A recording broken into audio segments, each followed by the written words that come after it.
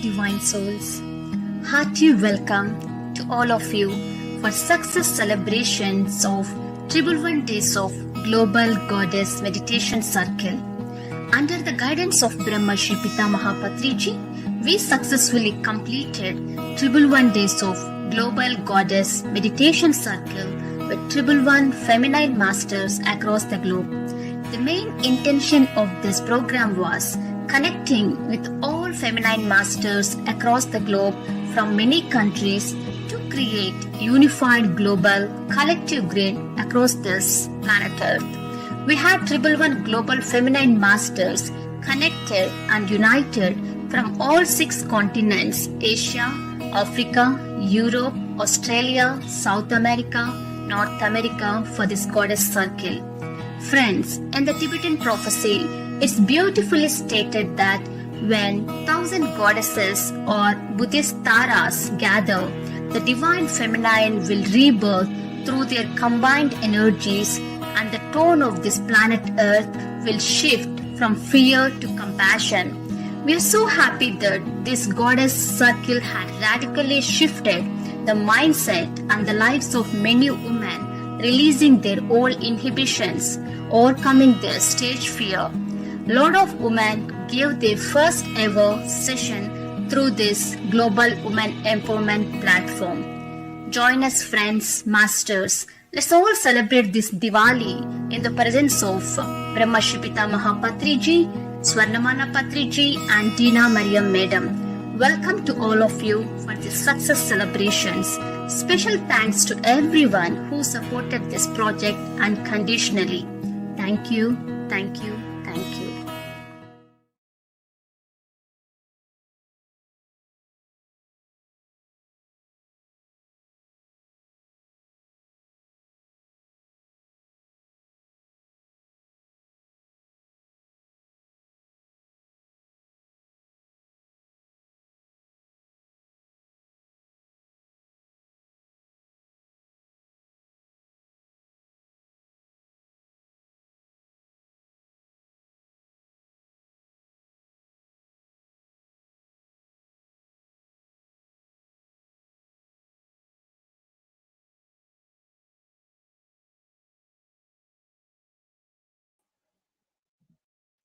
Hello friends, welcome to all of you for this success celebrations of Triple One Days of Global Goddess Meditation Circle.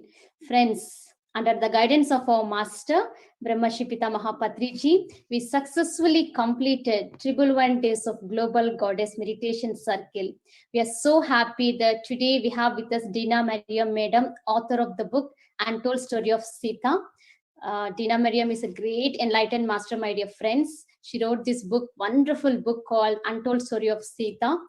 And it is an excellent book, unfolding, revealing the deeper spiritual truths about Ma Sita. So many invisible truths have been shared through this book. We will know many invisible truths like how Ma Anasuya taught meditation to Ma Sita, and how Sita Ma fought with Yamadharma Raja for saving Lakshmana invisibly, and how women used to pray for Sita Ma near Sarayu River. Such deep, profound truths are said so clearly. They have been expressed so clearly in this book. Patriji recommended everyone to read this book. Yes, friends, Sita Ma has great love for the forests, rivers, plants, and animal lives. So this is a story of women's wisdom, courage, and strength. Her love for this animal kingdom, her love for the plants, forests, it is like immeasurable, my dear friends. So in this book, we come across of many great women rishis and sages like Anasuya Ma, and so many enlightened guru patnis. So I'm so happy to introduce today Dina Mariam Madam. Dina Mariam began working in the interfaith movement in the late 1990s, my dear friends, when she served as vice chairman of the Millennium World Peace Summit of religious and spiritual leaders held at the United Nations in New York in the year 2000. She subsequently convened a meeting of women religious and spiritual leaders at the Palace des Nations in Geneva, and from that gathering founded the Global Peace Initiative for Women. In 2002, And in the year 2008, Miss Mariam was one of the founding members of the Contemplative Alliance that brings together the voices of contemplative and spiritual teachers for societal transformation. The work of the Global Peace Initiative of Women currently focuses on exploring humanity's relationship with the earth, fostering ways to respect and reverence for all life. And through her foundation, she also seeks to provide a platform for young environmental and climate leaders who are working in heartfelt ways to address the ecological challenges at this time. For over 40 years, Dina Mariam has been a student of Paramahamsa Yogananda and a practitioner of Kriya Yoga meditation, my dear friends. And Dina Mariam received her master's degrees from Columbia University in the year 2014. She received the Nivano Peace Prize for her interfaith peace efforts. And we all know that she's the author of the book, My Journey Through Time, a spiritual memoir of life, death, and rebirth, and of the untold story of Sita. Madam, we are so happy today. You're with us now. We welcome you, Madam. Over to you. Thank you. Namaste and happy Diwali to everyone. And we've just experienced one of the most sacred times of the year, Navratri, where we focus in on the special teachings and gifts of the Devis. So I was thinking about what part of Sita's life to talk about today. I've spoken extensively about her love for the earth, for the rivers, and for the animal and plant life. I've also spoken about her decision to enter Lanka to work from the interior plane as Ram worked on the exterior.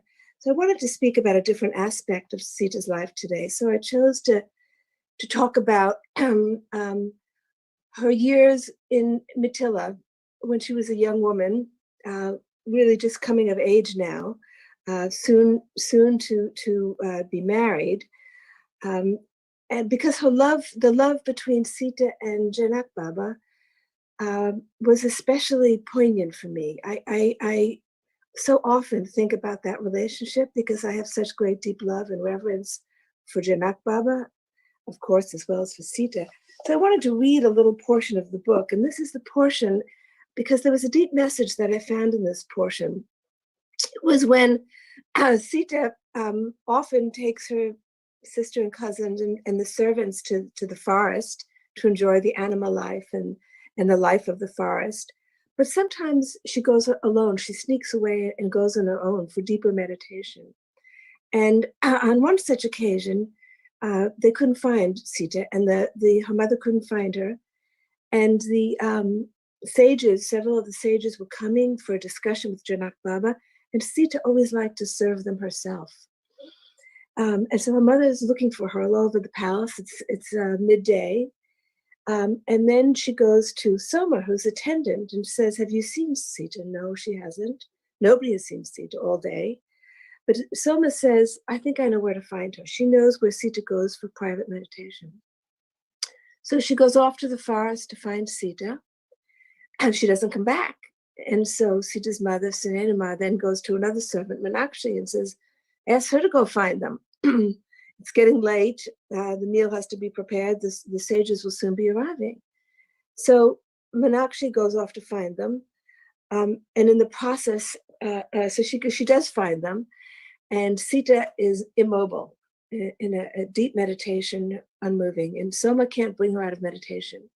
Soma says to her, "Go back and get Janak Baba. I can't bring her out of meditation. Her breath has stopped. She's as if she's dead." Meenakshi is very, very anxious and worried, runs back to get Janak Baba, and she trips and badly twists her ankle. And then she brings Janak Baba with one of the other sages, Sage Garji, and they chant and meditate, and they can't bring Sita back. Janak Baba's first time that nobody's able to bring her out of meditation. And so Janak Baba says to Meenakshi, "Go get the other sages. We'll have our dialogue here. Perhaps they'll be able to bring her back." So she goes and she gets the other sages, and they're all sitting around now, chanting Vedic hymns, meditating, describing what they've experienced. Sita is gone. Through the night, it's that way. Meanwhile, the servant Meenakshi, who's got a very badly twisted ankle, is struggling with the pain. She falls into her sleep, and then she wakes up, and it's morning. So I'll start to read this next section. At the first rays of dawn, the chanting began again, mingling with the chatter of the assembly of birds. Together, they made a most beautiful symphony of sounds. My eyes opened to an almost unearthly scene. This is Meenakshi speaking. The greenery of the forest glittered ever so gently in the early rays of dawn. A soft hue had settled over the forest floor. Many small animals had come close to us in the night to observe this most unusual gathering. It appeared as if we had all awakened to another world, more beautiful than even our earth, if that was possible. I glanced at Sita, hoping that she had returned to the world, but she remained locked in the meditation pose. And Janak Baba was also still deep in meditation. The chanting went on for some time, and when it ceased, the sages began discussing the nature of what they had experienced the night before. One of the sages remarked that he had entered a state he had never before experienced. Another concurred. It was then that I saw Janak Baba slowly open his eyes, a look of extreme joy painted across his face. He listened quietly as the sages continued to comment on the nature of their experiences.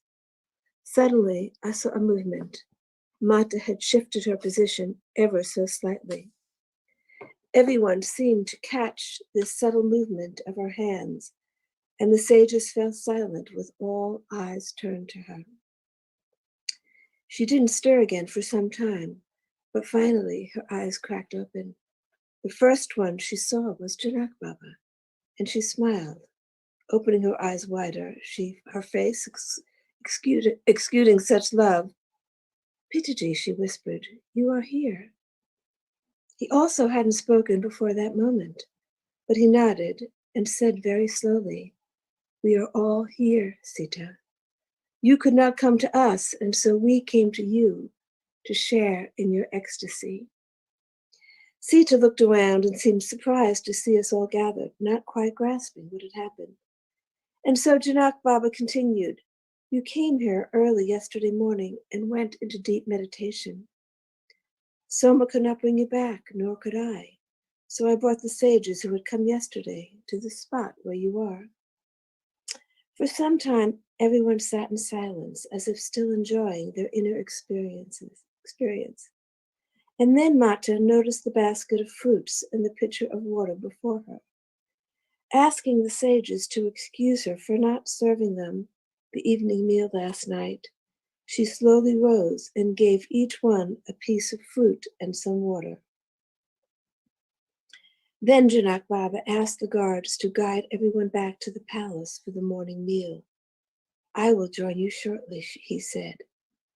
As I rose to leave, this is Meenakshi speaking, I quietly winced in pain. Mata noticed this and asked me to stay behind with Soma, saying that she would apply some medicine. When the others had left, Janak Baba asked very gently, where had you gone, my daughter? I could not find you anywhere in the ethers. She replied simply, to him. To whom, he asked. To the one I will marry. It was he who brought me back. When he uttered the word, soon we will be reunited, this body came alive again. Had he not arrived, I would have merged into the great ocean of being. I will be ever grateful to him for bringing you back to this world, Janak Baba replied with deep emotion. I was afraid you would disappear into the absolute, and my Sita would be with us no more. I am not prepared for that. Sita smiled. You know I would not leave without first taking your permission. You who have called me to this world will be the one to release me. This was the promise Sita made to her father that day in the forest. Janak Baba smiled. Let us go have some food with our guests. You go ahead, Patriji. I first must attend to Meenakshi's wounded ankle. As he rose to leave, she added with a knowing smile, I see you also dove into that blissful sea. He offered pranams and replied very solemnly, "No sage has been able to transmit the experience that I received in your presence last night. If you were not my daughter, I would." "Patriji, say no more," she replied, gazing lovingly at him. "What came to you last night was the result of your many years of effort." Janak Baba seemed reluctant to leave her, but Mata laughed and said, "Don't worry, Patriji. I have given you my word. I will not disappear from here." "I will go to see to our guests then, but do not stay long. Your mother, I know, is eager to see you." Once he was gone, Mata directed Soma down a nearby path and described in detail the plant that she would find. Then she reached over to unwrap the bandage that Soma had improvised. I instinctively tried to withdraw my leg, but Mata would not let go of it. "Please, Mata, it is nothing really. I just need to rest a bit longer." "You've been resting all night, and look at the swelling. The medicine will help." My ankle was now twice its normal size, and the throbbing was relentless. It was difficult to keep the tears from welling up. "I am your servant, Mata. Please," I murmured quietly, trying again to withdraw my leg. Holding on to my leg, she touched the swollen ankle very gently and said, "And I am the servant of the world, Meenakshi. How can I not take care of your wound when I have the means?" I wanted to read that section because there were some very touching lessons in that. Here, Meenakshi was the servant, and Sita showed such attention and love for her. Coming out of that blissful state, what was her first thought that entered her mind? The first thought was to feed the sages, was to apologize for not having served them the night before, and then to get up and to serve the sages. Just coming out of that state, that was immediately she was attentive to the detail of the moment. The sages had come to her. She needed to offer them something. And then her next thought was to take care of the servant who had wounded herself. To me, that was so touching, a touching display of Sita's world, love for the world. I've often spoken about her love for the natural world, but her love for everyone and everything that crossed her path was indescribable. The other touching thing to me about that scene was there's always a deeper reason for everything that happens in Sita's life. And so by her going into the forest and calling the sages there, she was enabling them to have a deeper experience of absorption in the divine bliss. And she was able to give her father the deeper experience without saying anything, without taking credit for it. Just by her going into that state, she was able to transmit a state to them that they had never experienced before and that they had yearned for. That was the way Sita operated, by very subtly and in a very quiet manner, doing what needed to be done and blessing those around her. And that is why Janak Baba recognized that it was Sita's blessing that enabled him to experience that divine bliss. But she didn't want to take any credit for it. So she said, "No, it was all your years of effort." And that was so essential to her character, to serve without taking credit. And I thought to myself, isn't that the model for the world? That in so many ways, so many of us, we focus on our meditation or spiritual life, but we only know how we've progressed by the degree to which we can serve. Just organically and naturally, it's instinctive to us to serve in whatever way we can at that moment, whatever arises, to be in service to that. I just want to read a few other sections, and this is when Sita leaves for the forest with Ram. And what does she do before she leaves? She puts her energy into a fire, into a flame, because she knows that with Ram gone and Lakshman gone, the two most skilled in the powerful weapons, the divine weapons, that the kingdom could be in danger. And she knows that Ram will do his part taking care of the kingdom, but she wants to do her part. What can she do to preserve it? So she creates this flame where part of her energy is, and instructs the servants to guard the flame and to care for it as they would to her, so that her energy can still be present in the palace. And then she instructs the four servants that have come with her from Attila to take care of the different Ranis. And she instructs Meenakshi to take care of KK, the one who was responsible for all the chaos, sending Ram into exile. And she says it's because of Ram's love for her. Nobody's going to want to pay any attention to her now that she's done this horrible deed. And Sita says it's because of Ram's love for her, and because she had a weak mind, that we have to care for her, give her a special care. And then life goes on with her servants trying to do what Sita had instructed them to do, to maintain her presence. And then after some years, Meenakshi, who was older already when she came, is dying. And she said, Sita had promised that she would see her again. So Soma sends Meenakshi down to the river, a special place where Sita had sanctified that part of the river, called up the river Devi, and Meenakshi goes down there, and there Sita appears to her to bless her before she dies. And Meenakshi is just, amazed. How could Sita appear to her when she's somewhere else in the forest? And she says to, as she's dying, she says, ask Soma, why did she come? I gathered the strength to ask that morning by the river. Soma shook her head slightly as she looked out in the distance. It was out of love. That is who she is, love itself, and that love extends to all, to every creature. She makes no distinction because we are all her children. Then turning to me, she said softly, the purpose of Mata's birth is to awaken that love, the love that permeates the celestial worlds, to awaken that love on earth. And that is what she is doing every moment of her life. And so it was to awaken that love that Sita took birth on earth, and that she is still active in the world.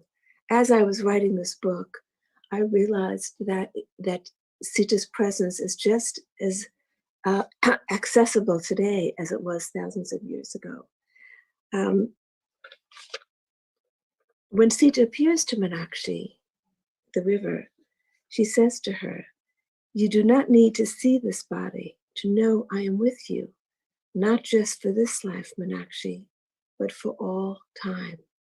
So Sita's presence is as real today as it was then.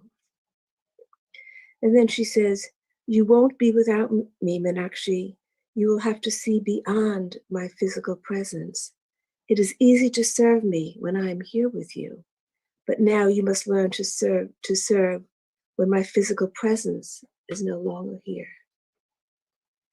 And then in the last words of her life, Meenakshi asks Soma if she will, because all the other servants are gone now, the four who came from Attila, only Soma will be left when Meenakshi dies. And she says, you will wait for Mata, won't you? And Soma replies to her and says, I've never been waiting for Mata because she has never left me. So those messages of service and abiding in the presence of Sita, feeling her love and manifesting her love, because we have Sita within us. We are all we all are the divine Devi, only we're not awakened yet.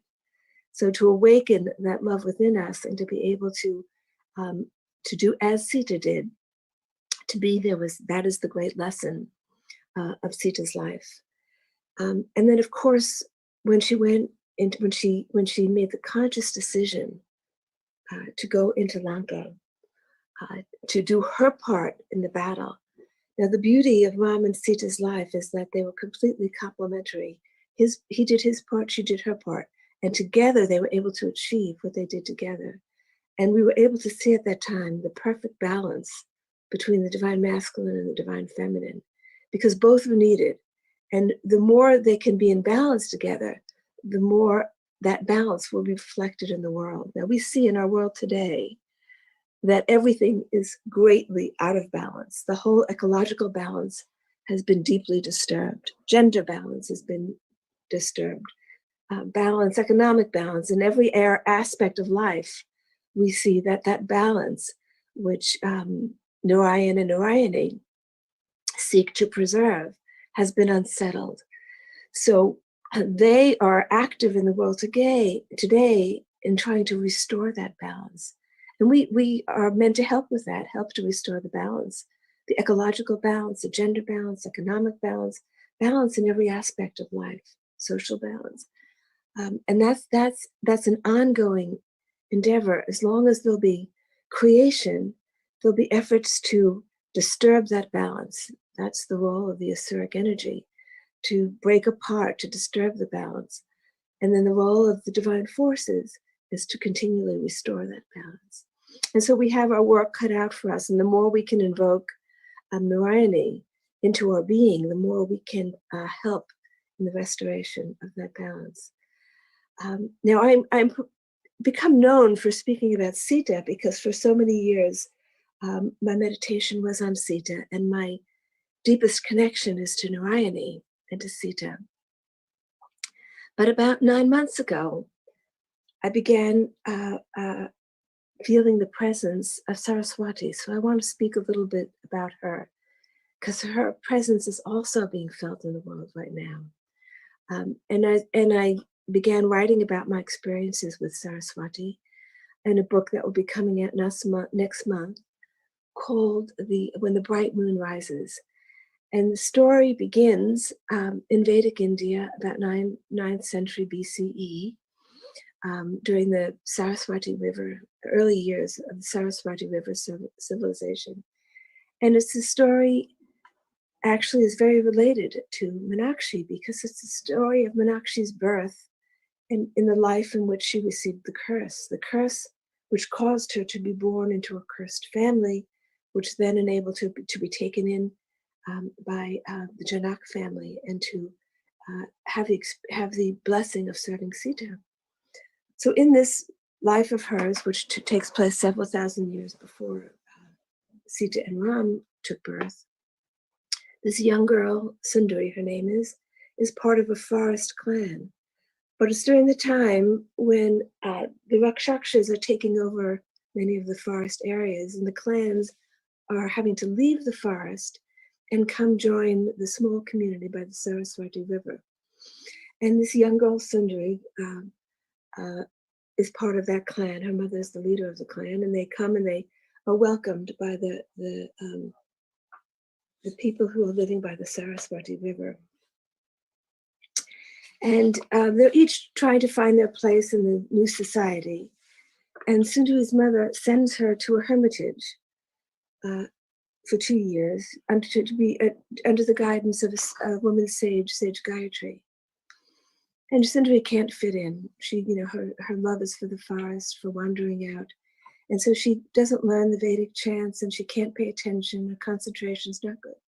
And so this wonderful sage Gayatri brings her down to the river, to the Saraswati, and teaches her through stories, and by telling her stories of the women rishis, and by teaching her about some of the chants. And so on this day, she brings her down to the river, and she's teaching her about one of the chants by a woman sage called Salsi Palomi. It's a chant, one of the chants from the Vedas. And she tells, so Sundari closes her eyes, and Sundari is speaking. I closed my eyes and listened as Sage Gayatri slowly began to chant, first in gentle tones, and then rising with the rush of waves. Her powerful incantations awakened a storm within my spine, like winds surging through me. As I listened, the rhythmic beating of her voice harmonized with the rising of the waves that was sweeping me, but soon began to calm down. When she ended, I was unable to speak at first. It is a powerful hymn, isn't it? Sage Gayatri asked after her voice had trailed off. What did I just experience, Amaji? I asked quietly in a trembling voice. You experienced the Shakti, the inner strength and divine feminine energy of the seer.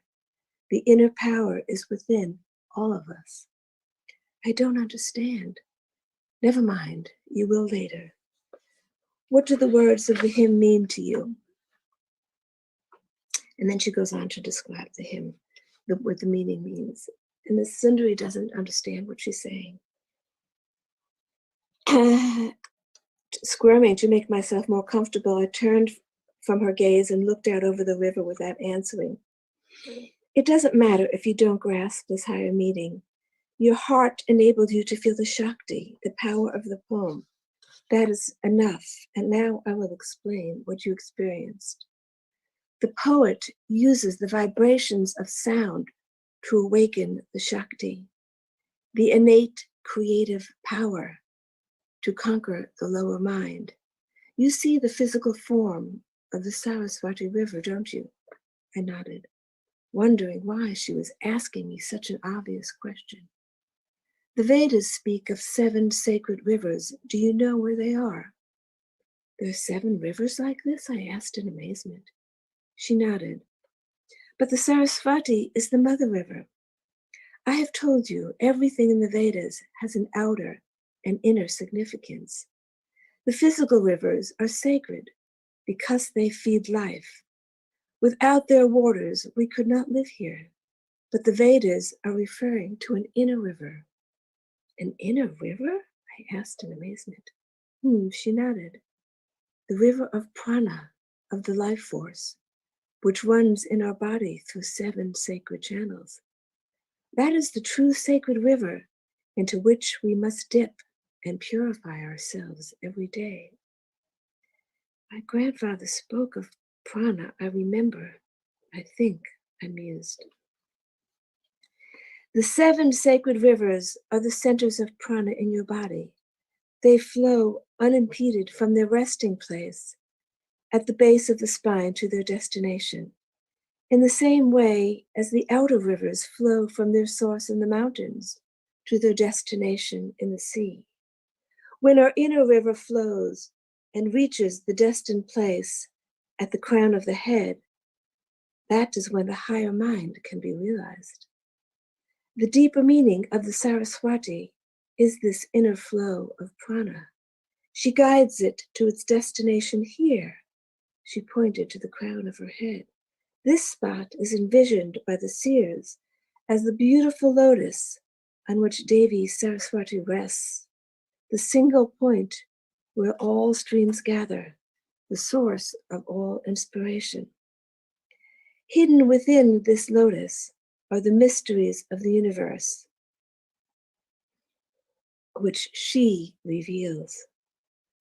That's a lot for me to try to understand, I murmured, as I again looked out over the river, wondering how there could be an internal river. This hymn can awaken those sacred centers as it did for you, and it can also serve to strengthen the will. It speaks about the voice of the female creative power, the Shakti. I have chanted it so many times when I've been secluded in meditation and have been distracted. And then she talks about how the effect that this hymn has had on her. Now, Sundari doesn't understand what the sage has been teaching her. And she eventually leaves the hermitage and goes on with her life. And sometime later, she receives the curse. And Sage Gayatri prolongs the impact of the curse, so it will take place in the future. And then at the end of her life, toward the end of her life, she doesn't see Sage Gayatri for many years, but then toward the end of the life, Sage Gayatri comes to her again. And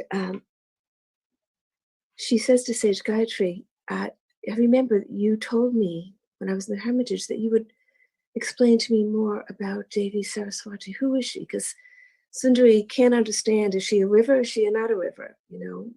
What does it mean that's her outer form? What is the difference? And she says, Amaji, when I was living at the Hermitage, you told me that someday you would tell me something about Saraswati Devi. She smiled. You remember that?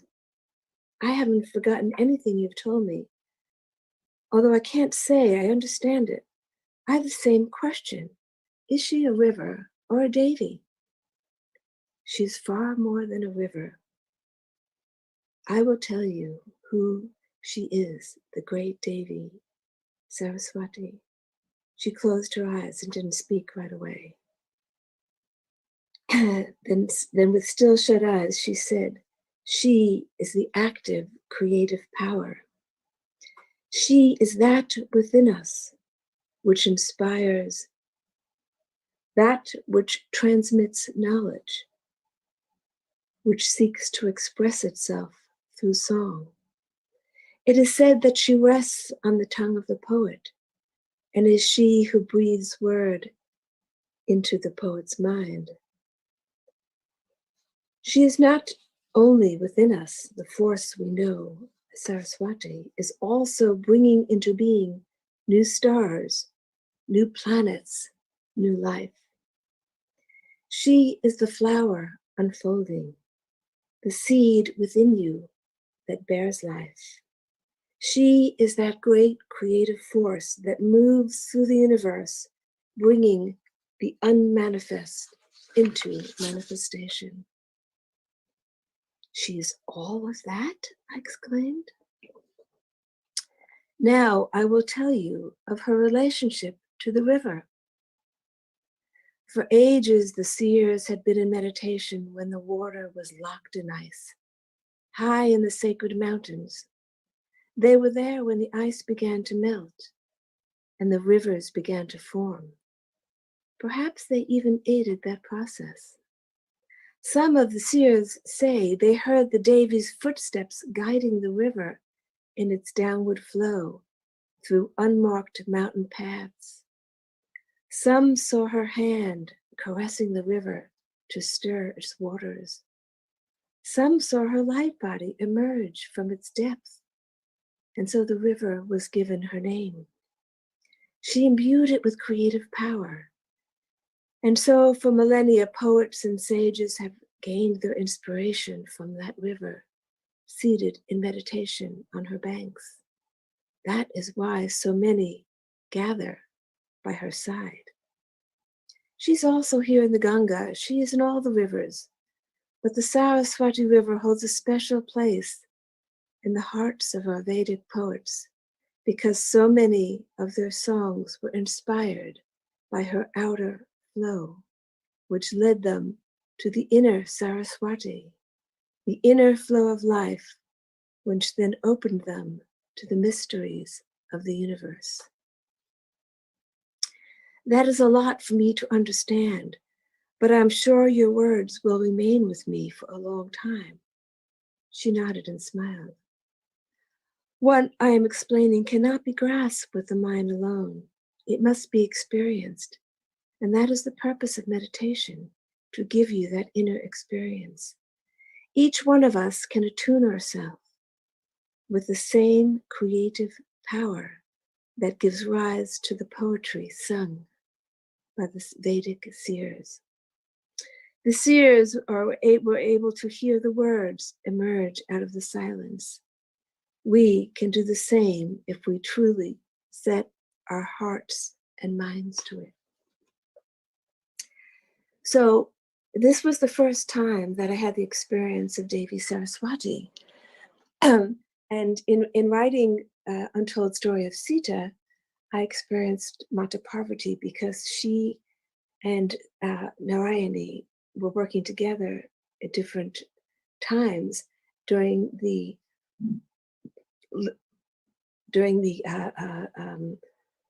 battle, the inner battle with Ravan, and Mata Parvati holds the transformative energy. So Sita and she were working together with the transformation of that situation.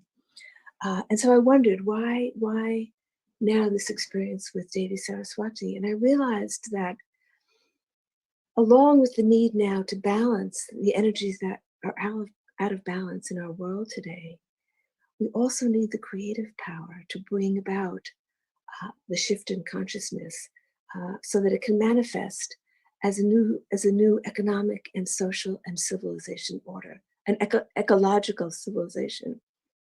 That creative energy is needed. And when I speak to young people today, I talk about the need to tap into their inner creative powers, to create a new vision of how to live on this earth. Because the paradigm that we have been living with is destroying the earth. A new paradigm is needed. And so we each have that creative power within us. But in order to manifest it, we have to interiorize ourselves and awaken that energy within us, awaken that the Saraswati pranic stream that flows within us, but it is impeded. The creative energy is impeded as our chakras are blocked, and so that the energy can't flow into the higher centers where Saraswati can manifest herself. And the highest chakra seated in that lotus. And so this has been a new experience for me. And when I sit in my meditation now, often my writing, it's a teaching to me. The Devis appear, and I experience this teaching, and then I seek to express it so that I can share it with others. And so I wanted to share that today.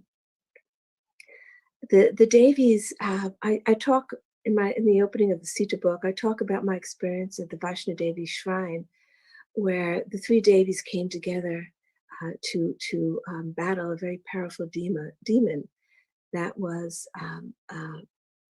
destroying the earth at that time.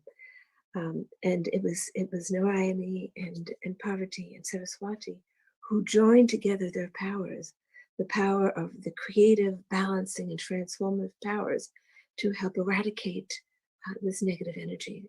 Now, we all know there are a lot of negative energies circulating the earth right now that are creating this imbalances. The greed has gotten to a point where it's not sustainable. And so to counter these negative forces, I do believe we need to bring together the energies of the Devis in a conscious way. And we need to awaken our creative energies, begin to envision something new and a different way of interacting with the earth. And that's going to take the efforts of each one of us. I think the message for our time is that we have to manifest. We have to be the servants, the Devis. We have to manifest their energies. It's a big responsibility that they've placed on us. And it's a combination of our inner work and our outer work to do the inner meditation that we needed to attune ourselves with the energies of the Devis, and then to do what needs to be done. And to go back to how I started this, Sita's attention to every detail. The sages need to be served. Her servant needs to be cared for. She had wounded herself. To pay attention to what we are called to do in the moment, how we can serve, and then to use the love that Sita awakens in us and the creative energies that Mata Saraswati awakens in us to attend to the details of the moment. And the details of the moment are causing us both to serve the natural world and to serve the human world. The animals are suffering, the forests are suffering, many humans are suffering, the oceans are suffering, the ocean life is suffering, the life in the forest is suffering. And yet, as I go around and speak with people, I see that there are many who are called, who are touched by the plight of the world right now, and who want to serve. And I hear from young people how they talk about being discouraged. What could one person do in the face of such a vast challenge? And I say, what one person can do is a lot, you know. And I think that's the message of Sita's life. What one person can do can shift everything, because you're tuning in with the collective energy. Nobody is alone. We are all part of a whole. And the more we can line our energy and be in channel for the Devis to work, the more effective we can be. And I know from my own life that the deeper my meditation is, the more I can devote myself to my meditation, the more effective, the more I see clearly what the needs of the moment are, the more I understand the words that need to be spoken, and how I can channel the energies of the Devis. I attribute that all back to the intention in my meditation. The intention, even if I don't consider myself to be very successful, even if I'm restless in that meditation, it's the intention that's important. As it is with everything, the intention, how we want to live in this world. Is it with the intention to serve, or the intention to seek our own happiness and to be satisfied with the material pleasures? So that's the work we have to do, is aligning our intention with the higher good and knowing that our own welfare is tied to the higher good. I think I'll stop here, and I hope that I've been able to share some of the blessings that I've received for so long, over so many lives, from Narayani and Matasita, and these new blessings that I'm receiving now from Mata Saraswati. So thank you. Thank you for inviting me to share with you.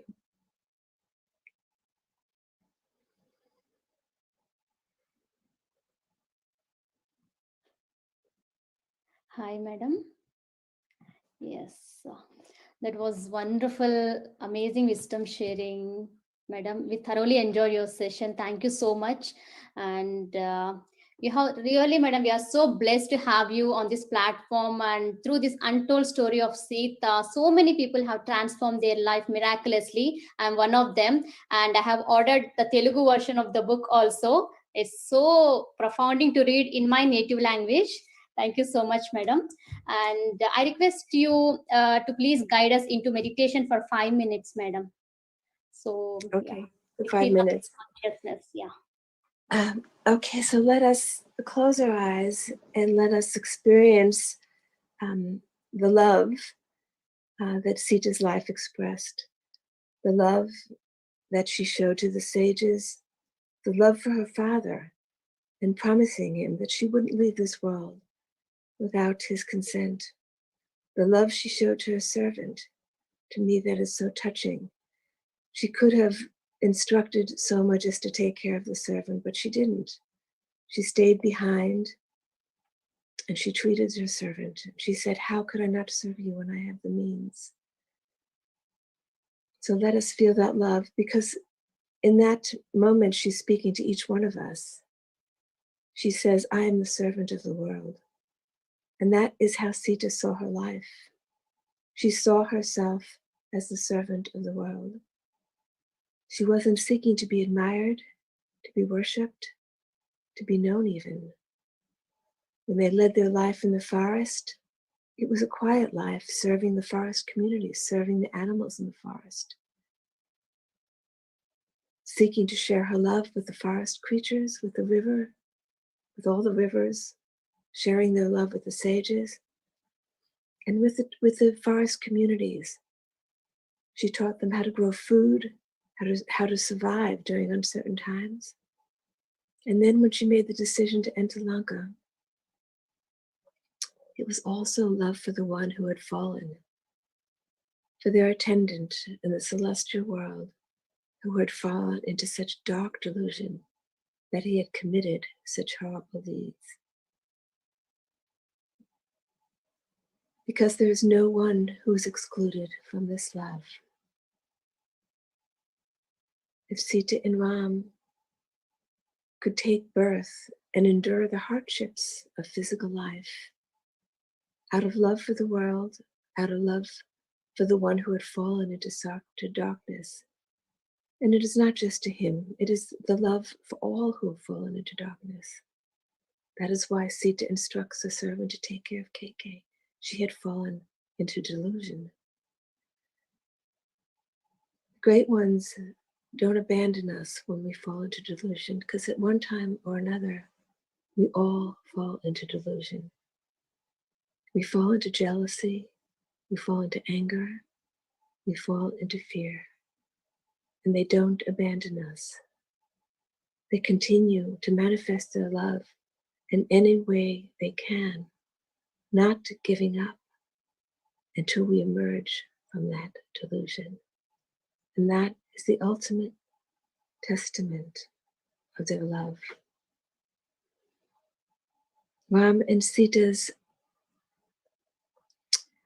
efforts on Ravana's behalf to awaken him from delusion are part of the great love story that their lives show. The love that Ram and Sita manifested on this earth. Telling us, because they teach through stories, telling us that no matter how deep or delusion, they will be there for us to awaken us. And that is the greatest comfort we could possibly have. Now, no matter how terrible things appear in the outer world, they will be there for us waiting, seeking in every way to awaken us to the true nature, to our true nature.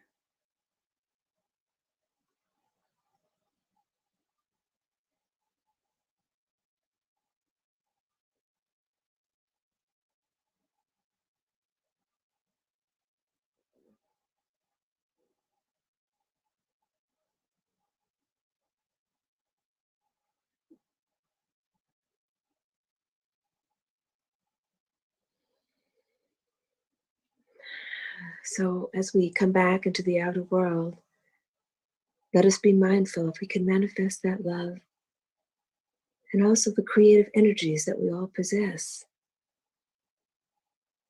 to help awaken the world. Om, Om, Om.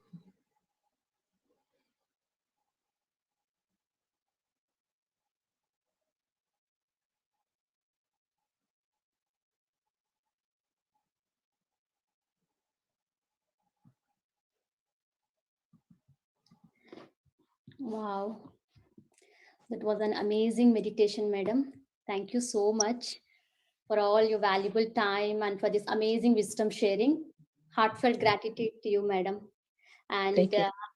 yes, so we have Patri sir. Hello, Patri sir. Welcome. Welcome to you. Yes, sir. Yes, Pranahita will give vote of thanks. Prana. Sure, Over thank you. to Firstly, a very happy Diwali to Dina Maria ma'am, Patricia, and to all the viewers here. We are so fortunate to have connected to Dina Maria ma'am and to take her wisdom, especially on this day when Rama returns to Ayodhya after defeating Ravana. It is victory of good over bad. And it is celebrated with so many lights all over Ayodhya as Diwali. We have thoroughly enjoyed your session, ma'am. You have got so much wisdom from so many incarnations.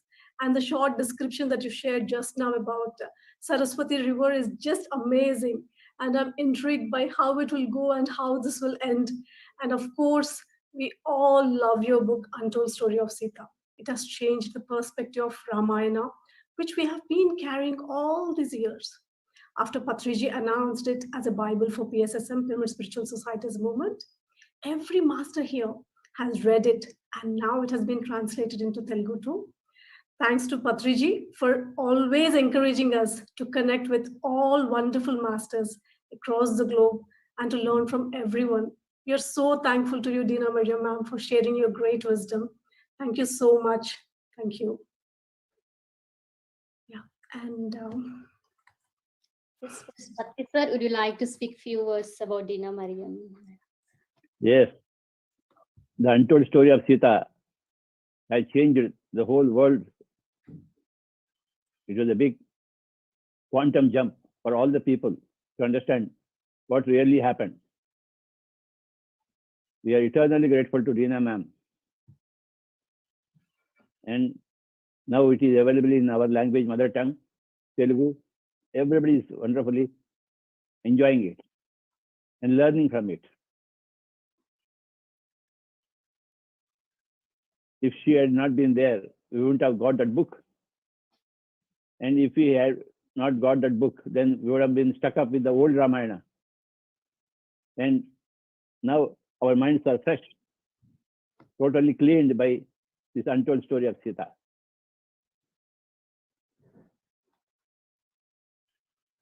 My namaskars, pranams to this greatest lady of this century, Dina Mariam.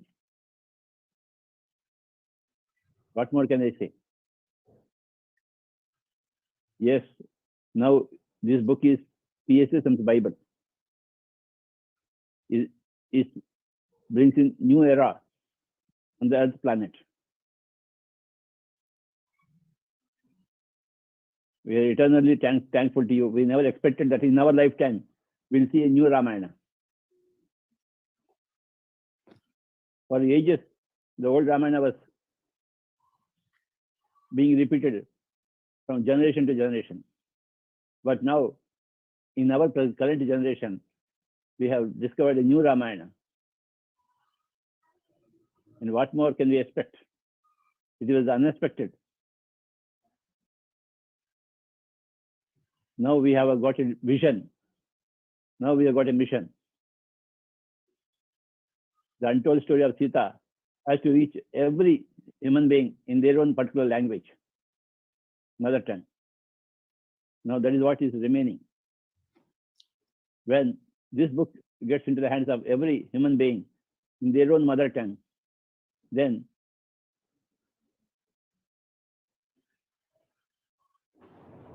the earth will see a magnificent happiness. Whatever Sita tried to establish on this earth planet would have been established if this book goes into everybody's hands in their own mother tongue. That's what I want. We have done our bit in Telugu. Now we are doing the same thing in other Indian languages. India is totally dedicated to Ramayana. Now a new Ramayana means a new India. A new India means a new earth planet.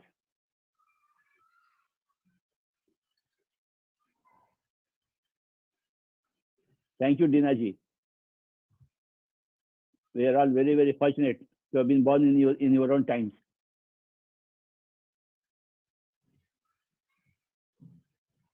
Yes, Pranahita. Yeah, thank you, sir. Thank you so much.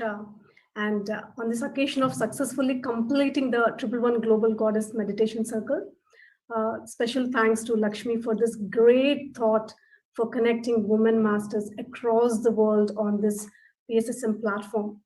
Many people have thoughts to do big, but implementation is required. And kudos to Lakshmi for making it possible with the great intention of shifting the feminine energies. And of course, again, my deepest gratitude to our beloved Guruji Brahmarshi Pitamaha Patriji for transforming lives of millions of people across the world through meditation and saving billions of animal lives by spreading vegetarianism, teaching us compassion. Patriji is an exemplary of perfect divine feminine and divine masculine balance who shares so much unconditional love with all of us.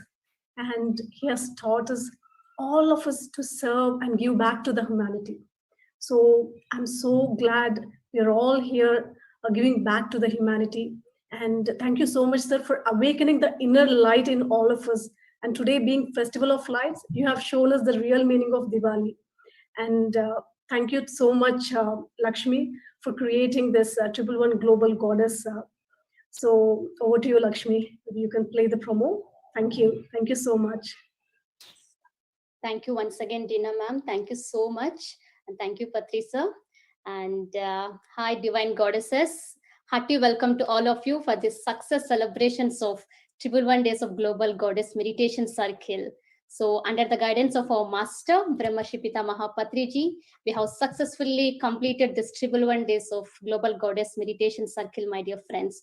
Friends, Brahmarshi Pitamaha Patriji, he is a new age spiritual master who has been on a mission to spread the spiritual science, vegetarianism, meditation, so to across the globe, my dear friends. Patriji got enlightened in the year 1979. So since then, he has been striving hard to enlighten and awaken each and every individual to their infinite potential. Billions of people have attended Patriji's long group meditation session, and Patriji is also a great musician. And the key teaching of Brahmarshi Patriji is to use meditation as not just a yogic practice for health and peace, but as a higher order means of connecting to one's infinite self and manifesting their own realities.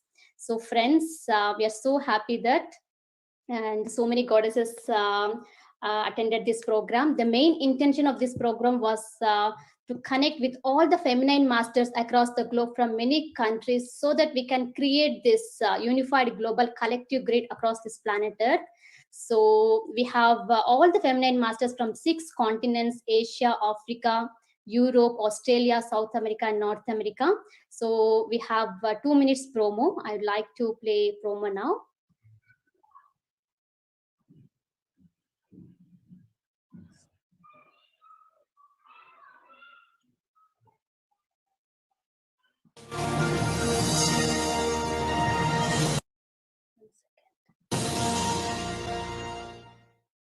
Hello, divine souls. Hearty welcome to all of you for such celebrations of 1 Days of Global Goddess Meditation Circle. Under the guidance of Brahmarshi Pitamaha Patriji, we successfully completed 1 Days of Global Goddess Meditation Circle with 111 feminine masters across the globe. The main intention of this program was connecting with all feminine masters across the globe from many countries to create unified global collective grid across this planet Earth. We had 111 global feminine masters connected and united from all 6 continents: Asia, Africa, Europe, Australia, South America, North America for this goddess circle. Friends, in the Tibetan prophecy, it's beautifully stated that when 1,000 goddesses or Buddhist taras gather, the divine feminine will rebirth through their combined energies, and the tone of this planet Earth will shift from fear to compassion. We are so happy that this goddess circle had radically shifted the mindset and the lives of many women, releasing their old inhibitions, overcoming their stage fear. Lot of women gave their first ever session through this global women empowerment platform. Join us, friends, masters. Let's all celebrate this Diwali in the presence of Brahmarshi Pitamaha Patriji, Swarnamana Patriji, and Tina Mariam Madam. Welcome to all of you for this success celebrations. Special thanks to everyone who supported this project unconditionally. Thank you, thank you, thank you.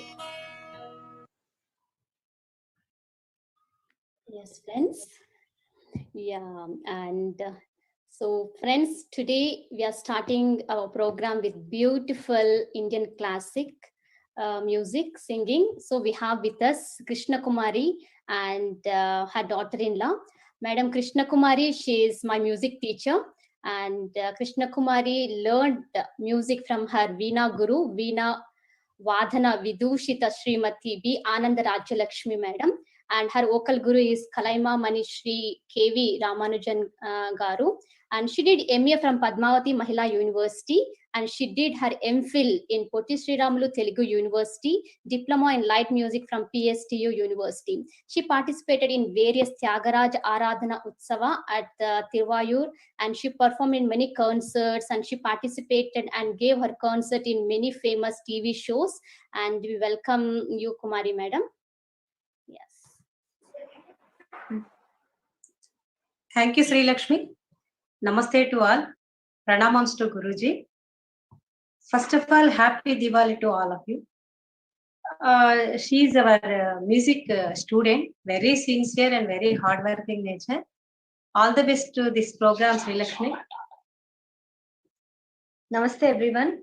Pranamams to Guruji and a very happy Diwali. Thank you Sri Lakshmi Akka for giving us this wonderful opportunity. We are very grateful that you share your knowledge and experience through your guided meditations. We really enjoy your meditation sessions. And all the very best to this program. Today we'll be singing a Tyagaraja Swami Kirtana. But before that, we'll be praying to Lord Ganesha with a small shloka.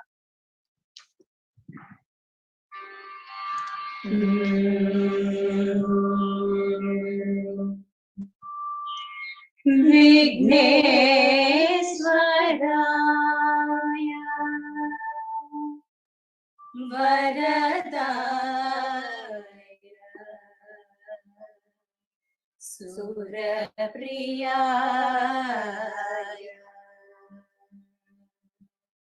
Lambodharaya Sakalaya Jagatitaya Nadanaya Shrutiyajnavibhushidaya Gauri Sudaya Nadaya Namo Namaste Namo Namaste Namo Namaste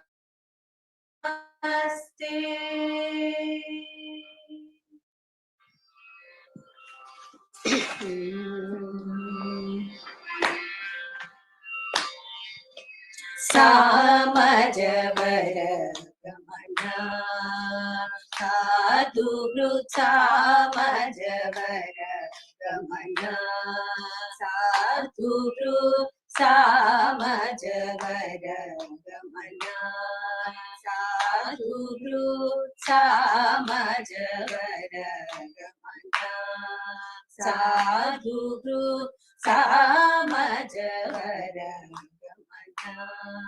Sadhu Samajavara Gamana Sadhu Sarasabjakalakalatita Vikyata Sarasabjakalakalatita Vikyata Samajavara Gamana Sadhu Sarasabjakalakalatita Vikyata Sarasabjakalakalatita Vikyata Samajavara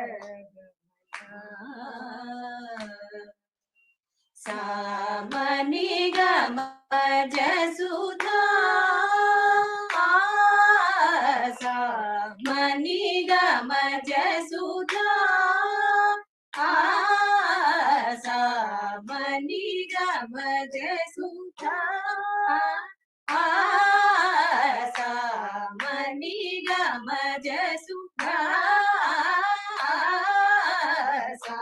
Samanigama Jasudhaya Gnana Vichakshana Gunasila Dayala Balamam Palak Samanigama Jasudhaya Gnana Vichakshana Gunasila Dayala Balamam Palaya Samajavara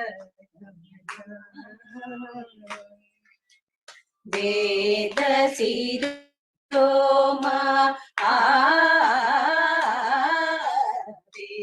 Vedasiroma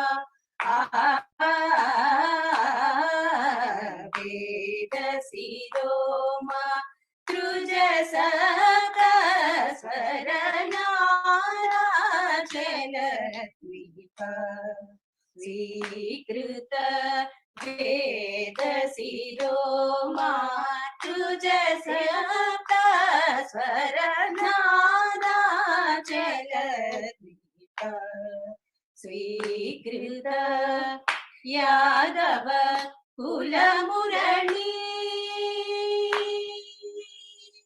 Yadav कुल मुरली वादन विनोद मोहनतर त्यागराज वंदनीय यादव कुल मुरली वादन विनोद मोहनतर त्यागराज वंदनीय सामज वर सामज वर सानि दम गम దని सामज वर దని सनि दम దని सामज सगनि सदनि मद सानि दम गम దని सामज मग दम निद सानि सानि दम गम దని सामज गम దని सा मदनि सा దని सानि सामज नि सदनि मद गम దని सामज वर सानि द नि द म द म ग म ग स सानि द म नि द म ग द म ग स द म द नि सा म ज वर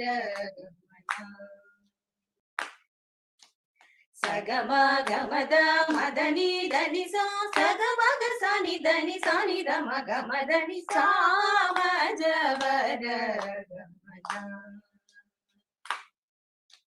दा द दा द म द नि सा नि ग ग स नि द द द नि म म म द ग ग ग म ग म ग स म ग द म नि द सा नि द म नि द सा नि ग स सा नि द म ग नि द म ग स ग म द नि सा म ज वर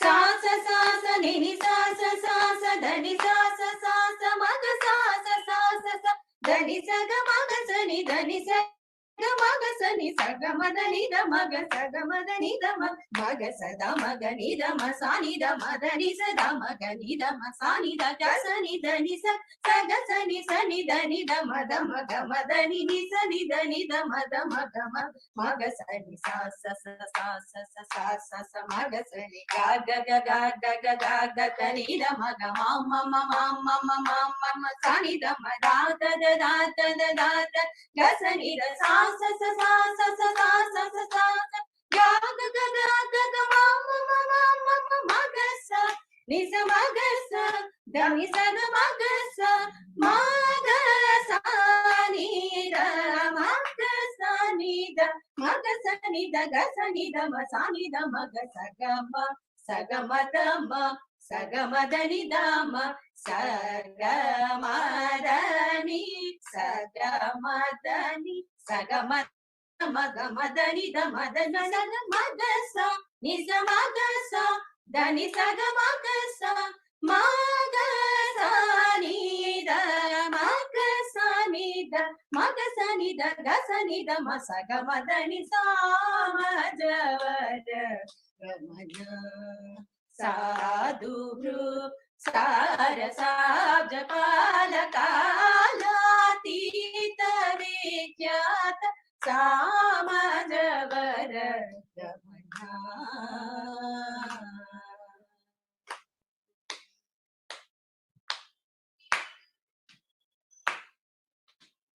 Thank you. Thank you so much, madam. Thank you, Shreya. That was an amazing performance. Thanks to both of you. Thank you so much. Yes.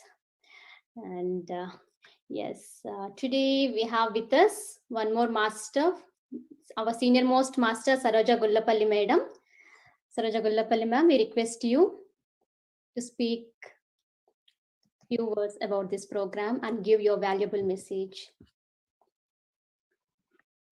Thank you very much, Sri Lakshmi. First of all, I would like to wish a very happy Diwali to all the goddesses and everyone who is present on this platform today, this evening. A very happy Diwali from Melbourne, Australia, from Saroja Gullapalli. I would like to pay my respects to Brahmarshi Pitama Patri sir. I'm not sure if madam is there, but if madam is there, then to Swarnamala Patri madam as well. So on this great occasion of Diwali, Sri Lakshmi, you have this concluding program or the celebration program of 111 Goddess Circle. What a great day to celebrate.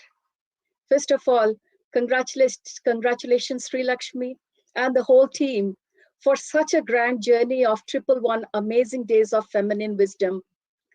The ascended goddesses, they're always holding the earth in a grand circle of love during these very challenging times of humanity.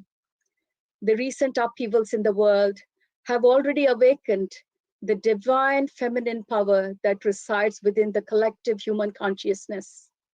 The secret to tapping into this power and embodying it within oneself is not by succumbing to anger or aggression caused by these external events, but rather by surrendering to the joy, bliss, and wisdom that resides within each one of us. As humans practice this divine feminine wisdom, it will allow them to experience life with less sorrow and despair and more love and freedom. Many great spiritual masters like Patri sir, Dena madam, Anand Karnesh sir, they've taken us on a grand spiritual journey through their books by weaving new insights into the ancient teachings, correcting what has been altered in scriptures, and revealing new secrets about the great divine beings who have walked on earth. Their teachings of joy and wisdom are filled with much intrigue and many insights. Our lives truly transform with joy, not with pain, even though we all endure pain. While pain ripens us, the actual transformation always happens by surrendering with joy and bliss to the emptiness of our higher selves. Most of us have already endured much pain and suffering. We have ripened enough, not only in this life, but over many, many lifetimes. All we have to do now is surrender and blossom into divine beings of joy, which is who we always are, masters, in our enlightened state. Divine beings are all around us, but we need to expand our hearts and open our inner eye to see them.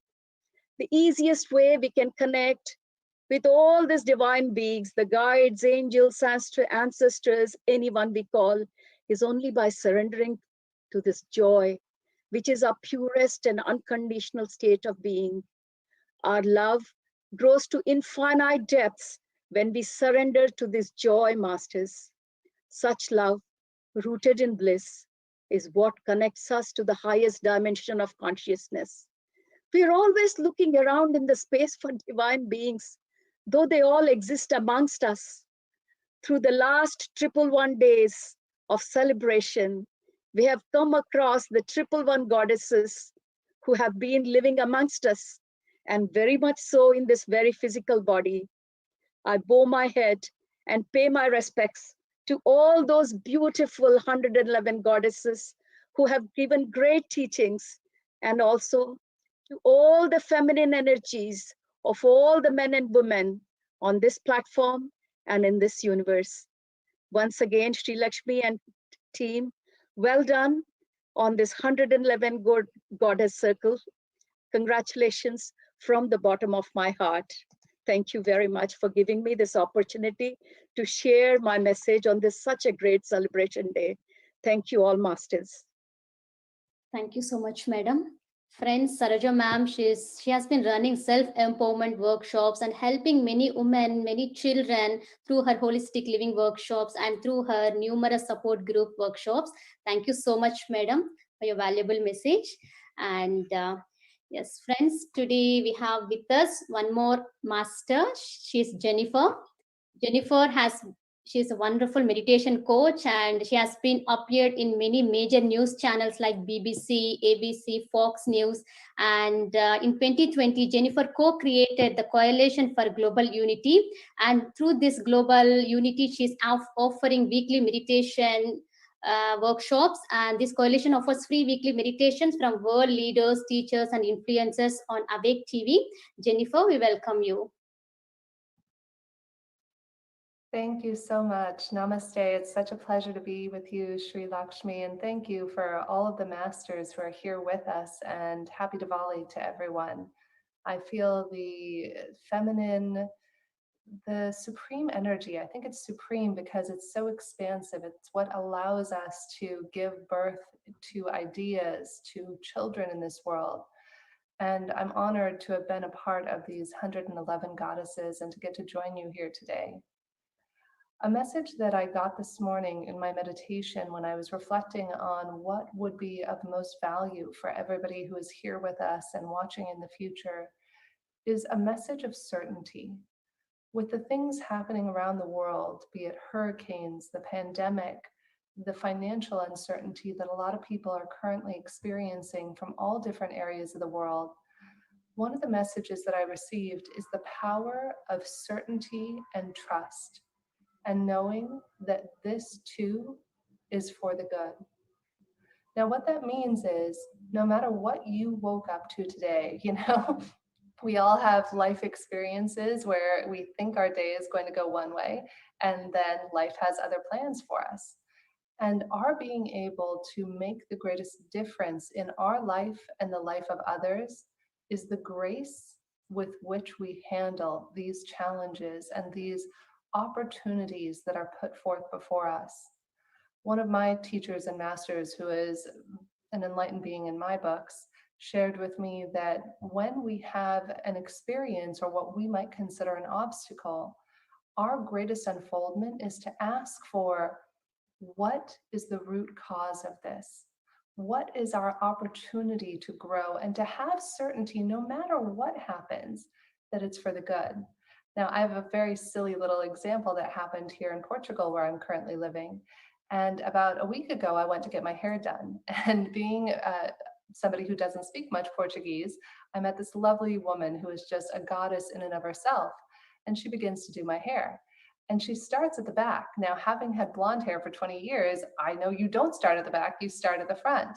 And in my mind, I was thinking to myself, oh, I should really tell her she needs to start at the front. But Source was telling me, trust that this too is for the good.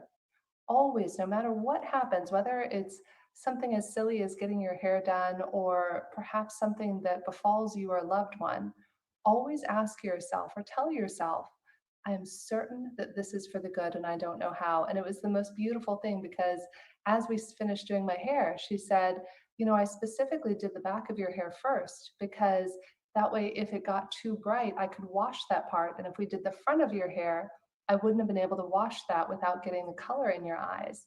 And I give that as an example because in life, we have a very fixed perspective. We think that things need to fit a certain way.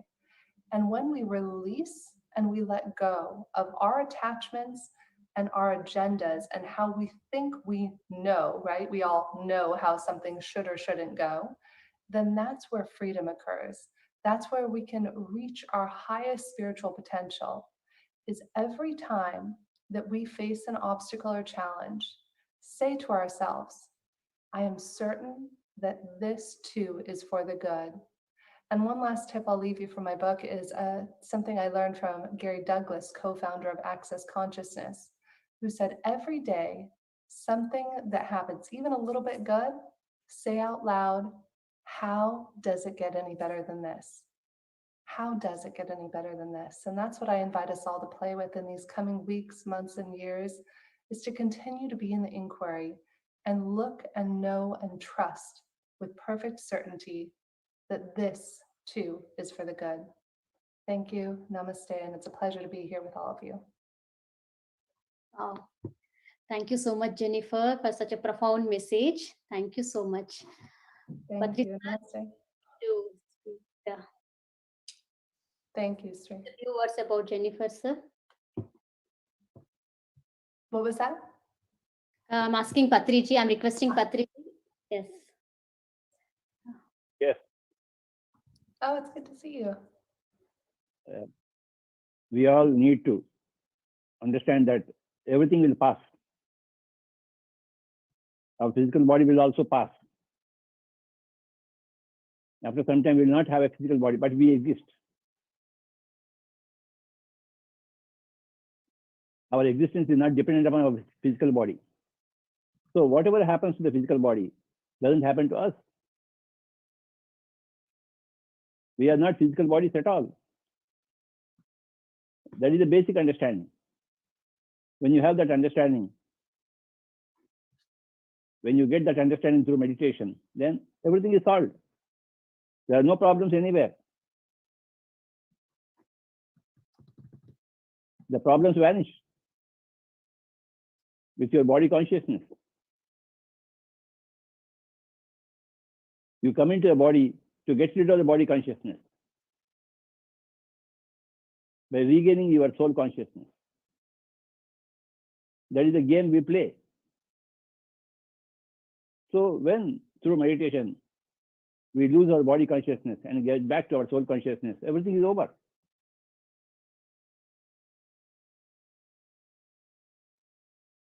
This body vanishes. Only the soul remains forever. We are all souls forever.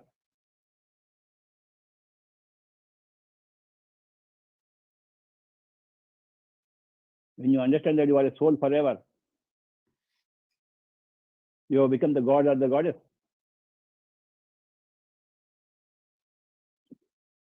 Meditation is the most important thing.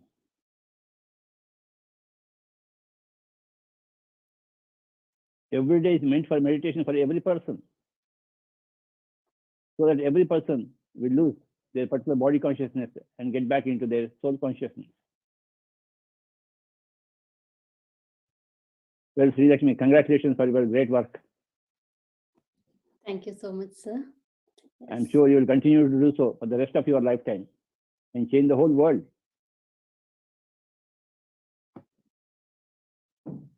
You are doing your job wonderful. All the masters here, all the goddesses here, they're all doing wonderful job. With such great work, I see within 10 years, the whole Earth planet will change from body consciousness to soul consciousness.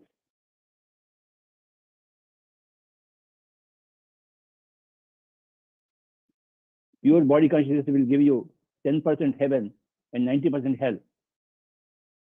But soul consciousness will give you 100% heaven for you. Carry on, Sri Lakshmi. Thank you, sir. Thank you so much, sir. Thank you, Jennifer. And we have now Shika Arora. She was born and brought up in the Democratic Republic of Central Africa. She's a meditation master and tarot card reader.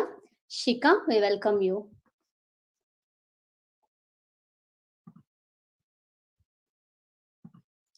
Yes, sir. I think. Okay. Shika, are you there? Okay. Yes, we'll go with one more speaker. Yes, I request Parinita Patri. Parinita Patri, she is the co-founder of Swadhyaya Yoga and she is the daughter of our master Brahmarshi Pitamaha Patriji. Parinita, we welcome you. Hello everyone, namaste. My name is Parinita and I'm from Hyderabad, India. And I firstly say namaste to Patriji, who is the founder of Pyramid Spiritual Societies movement, which was established in the year 1992 and has been constantly and incessantly working towards bringing meditation and vegetarianism to the entire world, and is still working towards that vision, that dream, and has helped many, many, many millions of people to turn into meditators and turn into vegetarianism. And secondly, thank you to Madam Dina Mariam ji, to bring such a wonderful book to all of us, to bring a new perspective of Sita, the divine feminine energy, and to give us beautiful messages through Sita. And thirdly, to Saroja Gulapalli Madam ji, to give us the essence of Sita in all the languages, in the Hindi, English, and Telugu languages, for us to understand the essence of the book Sita, and so wonderfully explained, so immersed in the story of Sita, and to tell her perspective. And fourthly, to Sri Lakshmi for the beautiful program that she has conducted for the 111 Goddesses program, which has brought out so many women out on the front to be able to express themselves and to share their knowledge and wisdom with the entire world. She has given the stage to so many women who maybe have spoken for the first time in their life. And her inspiration and her vision is so great that she's bringing the divine feminine of in every woman out and to be able to share it with the world. So the divine feminine is coming out, and it's time that each and every woman will come out and share their knowledge and wisdom in their own way. So thank you so much, everyone, because each and every woman here is very precious. And being the woman, the divine feminine, the qualities are to be compassionate, to be inclusive, to be loving, and sharing the knowledge and wisdom. So thank you so much for each and every one to be able to share this beautiful program. And thank you to each and every one. I bow down to each and every one for making this a huge success. Thank you so much. Namaste. Thank you so much, Pari. Friends, I need to mention Pari is like a backbone for this project. The moment I started, I shared with Madhu and Pari. Both Madhu and Pari, they supported me like immensely, my dear friends. My immense gratitude to you, Pari and Madhu. And yeah, thank you so much, Pari, for all your love, support. Yes, thank you. And yes, now we have Shika with us. We welcome you. Hi, everyone. Hi, I'm so sorry. I know you called my name before. So I'm in Congo, so internet issues, got kicked out, possibly like, when it's time for you to speak just that moment and you get kicked out. But thankfully I got reconnected. So really sweet of you for giving me this opportunity. I just honestly will, from the bottom of my heart, I really want to thank Mrs. Sri Lakshmi and Patriji. This is my first time seeing you. I've heard so much about you from my aunt Vaishnavi. I got connected thanks to my aunt. She said, "What are you doing? Why don't you try speaking?" I had never spoken on a platform before. I said, "I don't know how to do this. I have no idea how to do this. I'm so scared. I'm so nervous." But like with the support of my aunt Vaishnavi and the kind loving energy support from Patriji and just hearing such wonderful things about PMC and I just love the mission, spreading vegetarianism and promoting spirituality and helping people ascend their frequency in this day and age. It's just so amazing. It's so empowering. And then just being part of this platform, 111 Goddesses, and hearing the wisdom from women from all around the world is just so incredible. And I never knew that I would also be able to connect, to be part of this network, because being in spirituality, it can be such a lonely, such a sad journey. And then just hearing from my aunt and saying like, you know what, there's this community. It's just amazing to have this community, that it's real, that it exists, and that it supports women from all around the world to have a voice, to become empowered, to have the strength. So really just deep gratitude from the bottom of my heart, deep, deep gratitude. Thank you so much for this opportunity. And I hope one day I'll get to meet you, sir. Maybe with my aunt, who knows? I really looking and forward to it. So thank you so much, Mrs. Sri Lakshmi, and thank you, my aunt Varshnanti, and of course, Patriji, for this wonderful platform, this wonderful community, for being there. Thank you so much. Really appreciate it. Thank you so much, Shika. And what you said is true. Like Patriji's energy is driving all of us. He is our inspiration. He's our motivation. And yes, thank you so much, Patri sir. And thank you so much, Shika. And friends, let's invite now one more goddess, Pranahita. Pranahita, she is my soul sister. Everyone our soul sister, but she's very connected to me. Like she helped me a lot. And Pranahita, she's a gifted clairvoyant and auto writing and auto drawing adapt. She's Indian born UK citizen. She's empowering individuals to get practical experiences through her valuable sessions, psychic readings, EFT. And Pranahita, recently she was divinely guided to start this Divine Feminine Sangha, where she is helping out all the women to overcome their PCOD and irregular periods. And we are so happy. She's from UK. So we both share a good, very great rapport. Yes, Pranahita, I welcome you. Thank you so much, Sri Lakshmi, and hello everyone and beautiful goddesses. Once again, my deepest gratitude to my Guruji, Pitamaha Patriji, for teaching me meditation and transforming my life and of course millions of lives. And congratulations to Lakshmi and team for the successful celebrations of Tribhuvan Global Goddess Circle. So yeah, as Lakshmi mentioned, after coming into meditation, I got so many supernatural experiences like auto writing, connecting with angels, astral travels beyond earth plane, talking with astral masters, drawing and channeling light language. All these were coming. But in the past few months, especially I started channeling the divine feminine wisdom. So I started some groups called Divine Feminine Sangha in English and in different languages in India, Telugu, Tamil, and Kannada. And now we are starting in Hindi too. So with more than 3,000 women as of now. So we created these groups. And as so many global goddesses are here, I'll just quickly share what it is about so that this wisdom has to be spread to each and every woman across the planet.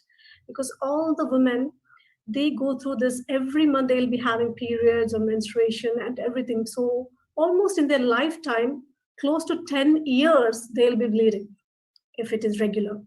But a lot of women are having PCOD, overbleeding, or different gynec issues, infertility issues, just because they are not accepting their divine feminine side. So I've created this platform and doing this guided meditations to accept the divine feminine. And I've been doing this as an experiment. So it is just channeling. And in these groups now, hundreds of women have come back and shared their testimonials that they have cleared their PCOD issues and overbleeding issues. And people who are trying for pregnancy for more than 6 years, they got pregnant in the last 3 months. And the people who did not get periods for the last 10 months, they got periods, and even the menopause issues were cleared.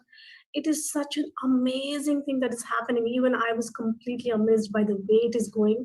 So because now on the whole of this planet Earth, the divine feminine consciousness is rising. So my main purpose of this life is to awaken this divine feminine consciousness, to shift this collective consciousness of the planet Earth. So I think all of us who are here, we're all connected, closely connected to the divine feminine. And definitely this wisdom has to go to every woman on the planet Earth. And we all can collaborate in different ways to take different wisdom to all not only for women, but men, to understand the woman. Because what she goes through during that period every month, so the premenstrual syndromes or everything. So initially I was a bit hesitant to talk very openly about all these things. But as soon as I closed my eyes, all this wisdom has been coming out of my mouth from so many months. So definitely we all will collaborate in different ways on this Pyramid Spiritual Societies Movement platform, on the PMC platform. And we'll do many more sessions to awaken the divine feminine on this planet Earth. Thank you all so much, and thank you, Sri Lakshmi, for giving me this opportunity. Thank you. Love you all. Thank you so much, Pranahita, for your wonderful, valuable wisdom. And yes, friends, we'd like to invite one more goddess. She is Irma Batik. She is from Switzerland. Originally, she is from Switzerland, and she has lived and worked in various countries and continents and considered herself as a citizen of the world. She and her husband moved to India 10 years ago. They have been living on an organic farming and animal sanctuary in an ecological home built by themselves with their 25 adopted and rescued dogs. She is a transformational coach, and for more than 20 years, she has personally worked with clients and students from across the globe and from all walks of life. With her holistic and highly intuitive and result oriented approach, she has assisted thousands in improving the lives of many people. Irma, we welcome you. Thank you, Sri Lakshmi. Can you hear me? Yes. Yes. Thank you for inviting me to this amazing goddess circle.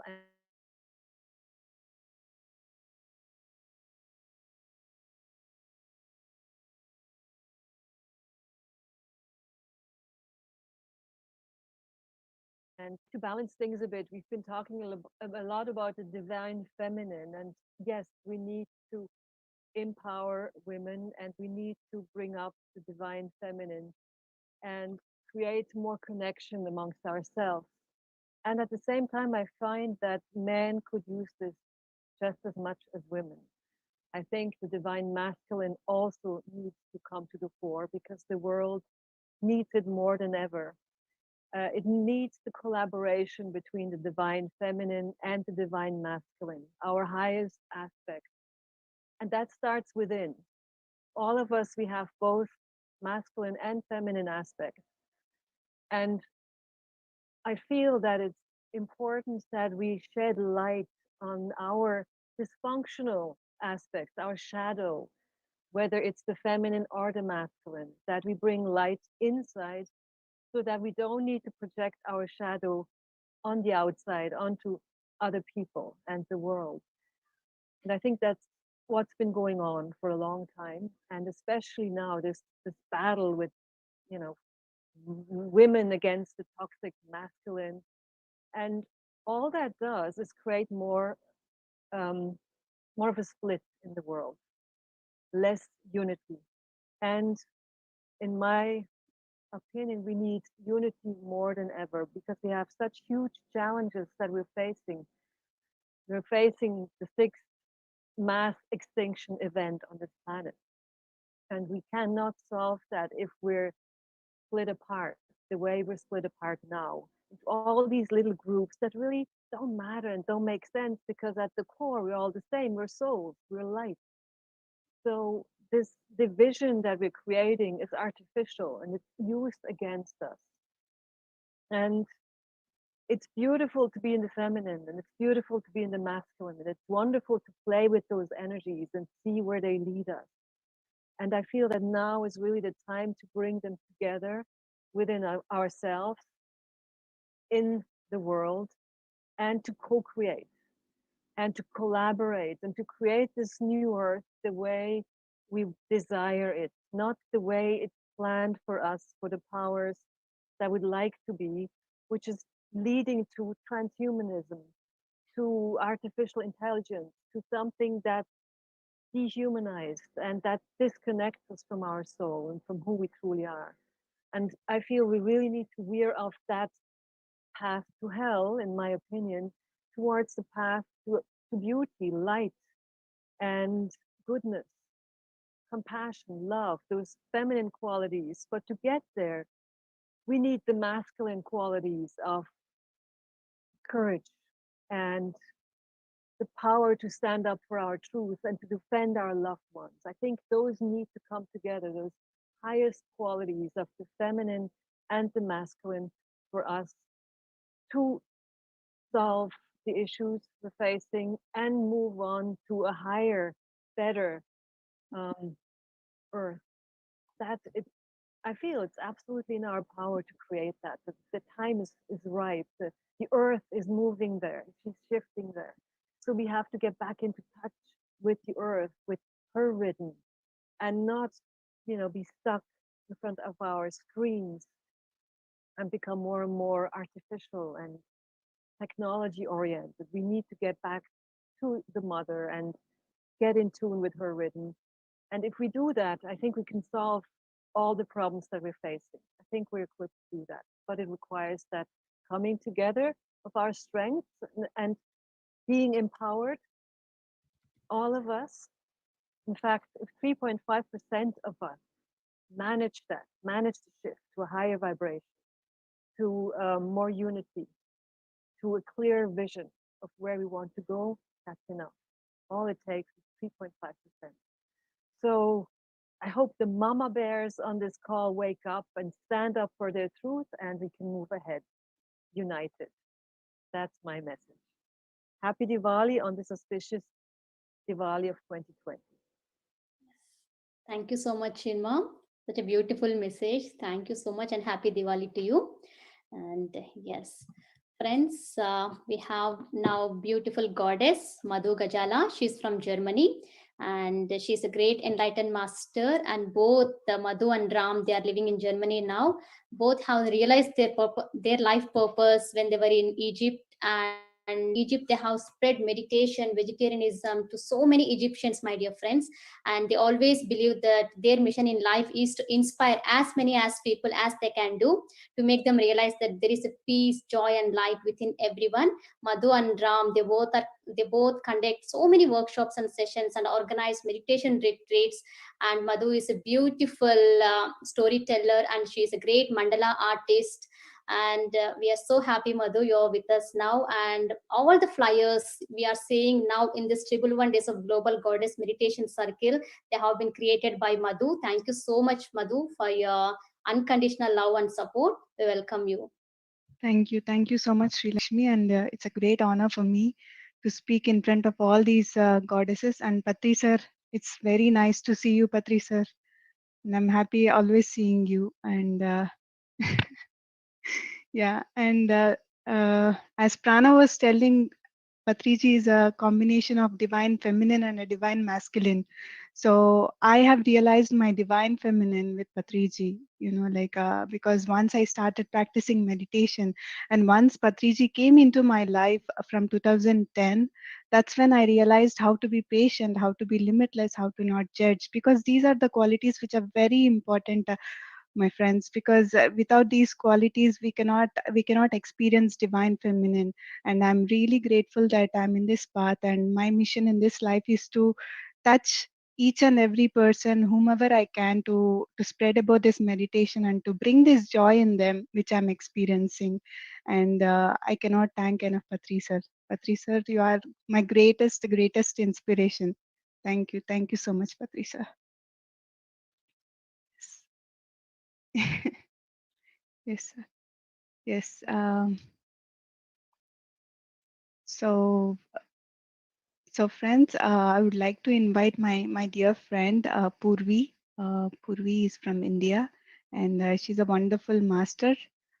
She's wonderful healer, past life regression therapist as well. Purvi, it's always good to connect to you, and it's always I'm always happy listening to you, and it brings me so much joy. So Purvi, yeah, please come over and share. Thank you. That's very kind of you. First of all, Namaste, Patri sir. It's a great honor to be a part of this circle. It's, as Madhu said, your aura when we are around you, just we are so submerged with your divinity and compassion and unconditional love that most often, though I'm often called talkative, I fall short of words when I'm with Patri sir, because that's the extent of love and reverence and respect that we all hold for him. And my story is no different from all the other masters. It all started with Patri sir's blessings and kindness of not just restricting the beautiful spiritual experiences within ourselves, but also to hold this divine intention of spreading it across to as many souls as possible. There was this beautiful message that I got yesterday in my meditation in the morning. I would like to correlate that with a great master like Patri sir and all the beautiful feminine cosmic goddesses who are present here. Yesterday, I think almost towards the end of the meditation, I could see that there were these beautiful souls who took up the responsibility of fighting for the country. These soldiers who went ahead to give up their lives, not prioritizing on their selfishness of being restricted to their family. As in, particularly in India, we give them highest regards. We consider them as divine souls because they sacrifice their own personal requirements or whatever other materialistic intentions that we usually hold for the sake of the nation.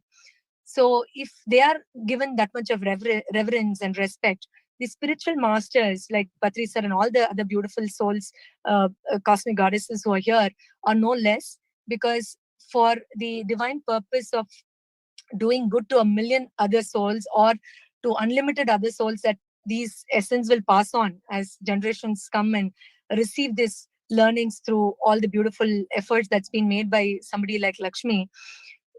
These beautiful souls are like spiritual soldiers who are actually fighting the enemies of the dull-headedness, the ignorant darkness that unlimited people still bear and hold. So, Patri sir, thank you so much. I would like to call you and all the other beautiful masters who are enlightened, encouraged, and inspired, and all the other beautiful souls who are present in this circle, that you guys are no less than spiritual soldiers who have fought against the enemies of this analytical mind, which throws up challenges in our lives. So thank you, Madhu, thank you, Lakshmi, and thank you all the beautiful souls for giving this opportunity. So I think we should help a lot of other soldiers to come up, spiritual soldiers to come up. And when I heard somebody talk about the beautiful energy and essence of Sita, and we have had in our Indian mythological stories a lot of saints who have given up their personal life. They have sacrificed their personal intentions. It could be Lord Sri Rama or a number of other holy saints like Sai Baba, or in South India, there's a very famous holy saint called Raghavendra Swami, who left their family. But sometimes it hits to our mind that they gave up on their families. So how do you even look up at them and derive spiritual insights? Now, this was a beautiful insight that I got in my meditation yesterday, that if they restricted their desires to their wife and their other partners or children, then we wouldn't have reaped those benefits. So for somebody like Patri sir and all the other beautiful masters who are here in this circle, I understand the intensity of sacrifice which is made with the purity in their heart and mind. So I would like to take this opportunity once again to extend my gratitude. And this has created such a vortex of energy, Lakshmi. Hats off to your effort, that this is not going to end, as Patri sir said.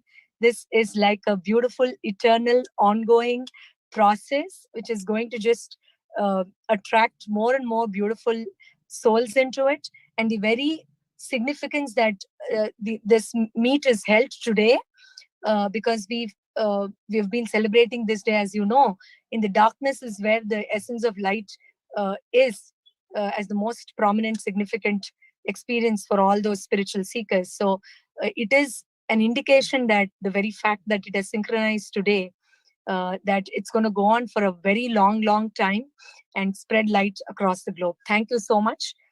Thank you once again, everybody. Over to you, Lakshmi. Thank you so much, Purvi. Happy to connect with you always. Thank you so much. Thank you. Yes. Friends, before moving to next goddess, we have beautiful performance by Padmavati. She is a great pyramid master. She is our senior most pyramid master, my dear friends. Padmavati Pulumarasetti. She is one of the most unique and talented Kuchipudi dance teacher who did her MA in Kuchipudi dance and completed diploma in yogic science, currently living in Manchester, UK. Blessed with an unquenchable passion to learn the pure arts of dance and music, coupled with the encouragement of her parents, later her husband Dr. GK, her relentless sadhana and the blessings of her gurus, she has been able to carve a special niche for herself in the field of Kuchipudi. And Padmavati, madam, we welcome you. She's a great master, my dear friends. She's trained yoga professional. Apart from participating in several national events in India, she has also delivered wonderful programs overseas in Singapore, Malaysia, Vietnam, Cambodia, Thailand, and South Korea. And yes, Padma Garu. Namaste. First, happy Diwali to everyone. And my humble pranams to Brahmashri Subhash Patri garu. Because with meditation, I came to know about my purpose of life, and now I am going to teach dance, yoga, and meditation. With this purpose, I am living very happy and peaceful life. So thank you very much, Sri Lakshmi, and each and everyone who made this goddess feminine event successful. Thank you so much. Enjoy with my dance. Padmavati Garu, could you please turn on your video? Yeah, she is there in another Dr. GK Manchester UK. She is there in that. Okay. Yeah. So the video in Dr. GK and then audio through Padma Paida. Yeah. Okay, yes. Yeah.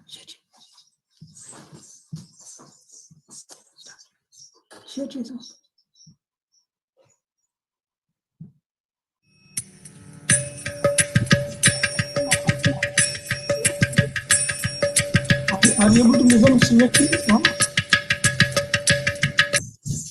Able to विकटोत्कट सुंदर तंदि मुखं भुजगेन्द्र सुध परतापरडं गजनील Gajendra गणाधिपति प्रणतोस्मि Vinayak हस्ति. Srinivaru, please spotlight Dr. GK Manchester UK 1. Yes. Now we are able to see. Yes. Perfect. Yes. Yeah. Yeah. At the ending of the song, yeah, all of you please just give your claps for the last 1/3.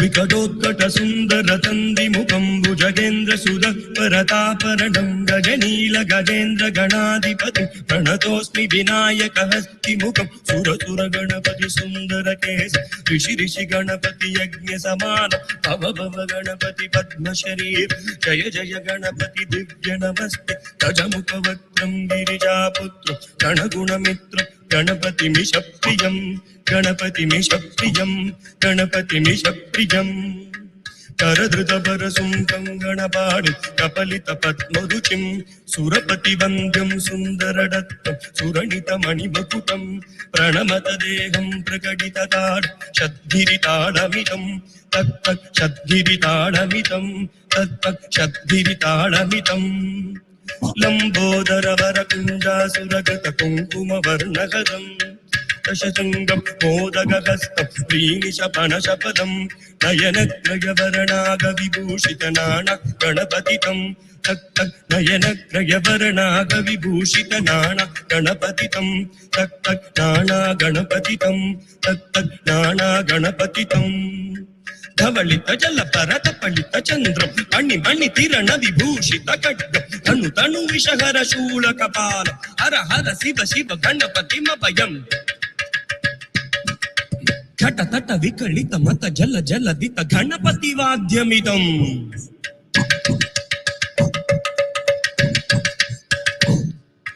घटतट विकलित मत जल जलदित गणपति वाद्यमितं तक तक गणपति वाद्यमितं तक तक गणपति वाद्यमितं तक दिन्नं तरि कुतरि जनत कुकुतत्ति दिगुण गुगु डिं डिंगु दिगुण गुगुदत्ति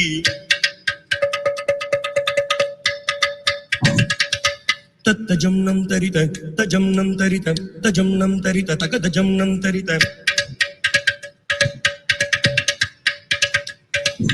तरिदनद तन जनुत जनु जनुत किडतिक तिरिगिडदम तकिट किडतिक तिरिगिडदम तकिट किडतिक तिरिगिडदम तकिट किडतिक तिरिगिडदम तकिट किडतिक तिरिगिडदम तक तकिट तक तकिट तक तकिट శశికళిత మౌలినం శూడినం దిత్తకిట దిత్తకిట దిత్తకిట దిత్తో విమల శుభ కమల జల పాదుకం వాడిన దిత్తకిట దిత్తకిట దిత్తకిట దిత్తో క్రమచగణ గుణ గరిత శోభనం శోభితం దిత్తకిట దిత్తకిట దిత్తకిట దిత్తో సృజలు భర సరసిజ విషాణ కంభోషణం దిత్తకిట దిత్తకిట దిత్తకిట దిత్తో పనస బల కదలి బల మోదనం మోదకం దిత్తకిట దిత్తకిట దిత్తకిట దిత్తో ప్రమత గురు శివ తనయ గణపతి తాళనం ప్రమత గురు శివ తనయ గణపతి తాళనం గణపతి తాళనం గణపతి తాళనం తా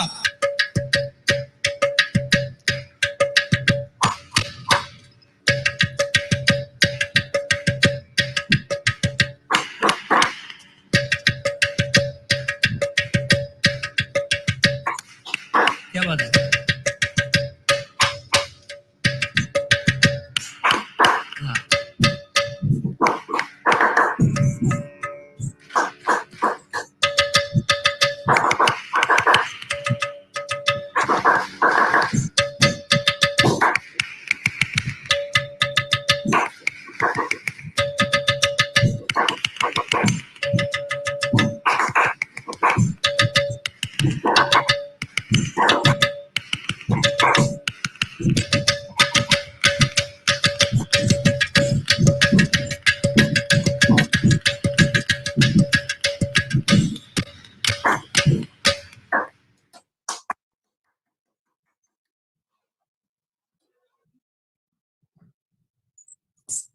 Wow.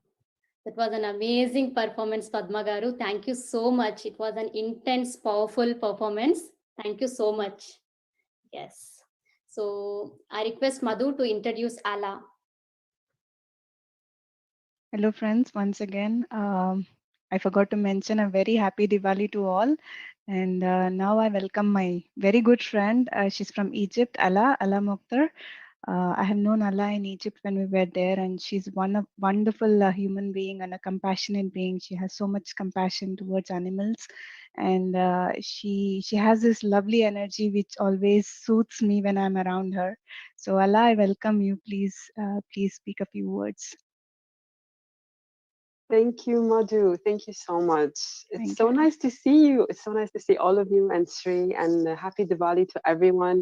And for my talk, for my short talk today, I just want to reflect. I want us all to reflect as I saw this event building up, and it was called the Goddess Circle. I wanted us all to reflect on the circle. And your beautiful artwork, Madhu, of course, is an inspiration when it comes to this beautiful divine geometric shape and what it can teach us. Right behind you, even your beautiful artwork, the circle and the dots. Let us all, take from this something so powerful and that can help us all in our day-to-day life, in our dealing with the pandemic, in any matter from small to big, just like the circle. The circle in this small form is a dot. It can be an atom. And in its biggest form, it can be the globe. It can be the planet, the moon, the sun, all the celestial bodies are mainly circles. So let's take from this. Let's take from this geometric shape and learn how infinite it is. How you don't know where it starts, you don't know where it ends, and yet it has infinite small dots on it, like the infinite perspectives that we all have on earth as souls. Each one of us has their own unique spiritual perspective of the world and their own unique spiritual journey and your own unique spiritual goal. You are here on earth with a purpose, and we all have our own separate purposes, yet we are all unified in this one circle. And there's no other side of the circle. The circle only has one side. There's no you're right, I'm wrong. There's no you're on this side, I'm on that side. There's no this separation. This is an illusion. And the circle teaches that. And the dots, the infinite dots that are available all around us in everything, teach us how to become one and to unify all ourselves, although we are all separate and all individual. There is no clash when it comes to this. I wanted us all to reflect on this and to reflect on how, of course, divine feminine this shape is, but also divine masculine. The yin and yang is circle, and it's an expression of a life philosophy. so many things, so many things are drawn from the circle. And I wanted us all to give this 5-minute time that I'm going to be talking to reflecting on how a circle can help us learn to exist in a way that is not separate from each other, not separate from nature, not separate from our purpose, our individual purpose, and our collective purpose. Let's all just unify over the circle. That's what I wanted to say today. And I hope that gives us all something to help us with anything that you are going through that might be difficult.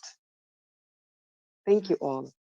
Thank you so much, Ella. That was very nice, and thank you, Madhu. It's always good to see you, Ella. Yeah, thank you once again. Yeah, thank you. It's so amazing to see you too. Thank you.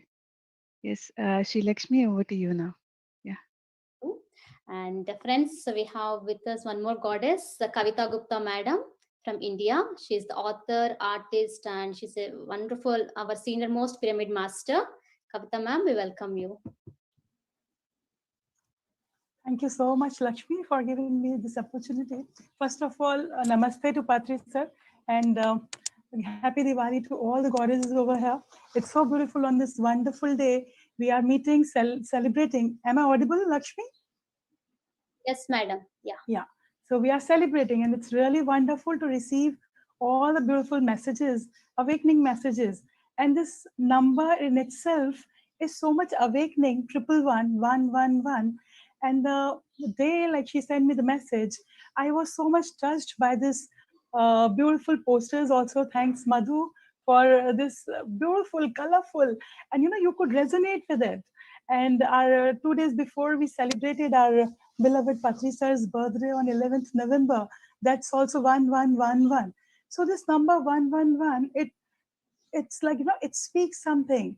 It widens and it tells us, how it can be awakening, how we can be one, how we can be aligned with the supreme, with the wisdom of the universe. And when we know that we are in that collective consciousness, we understand our purpose, and that's what everybody is doing here. When we feel grounded, and I also resonate. The other reason I can say I also resonate with this number, because my birthday is also 11th January, so 111. So that's really amazing. And I feel I have written a poem for Patrisa, and for this female circle, I would also like to add one more thing here. I started in this pandemic time, I started my program for 40 days, where I had 40 different topics, and I think more than 1,000 ladies got connected with us. And that's what I see, the feminine energy working amazingly well. And on this day of Deepavali, with Mahalakshmi with us, Sri Lakshmi with us, and we say, I am from eastern part of India. That's we have Jagannath temple in Orissa, and we say Mahalakshmi, Maha goddesses.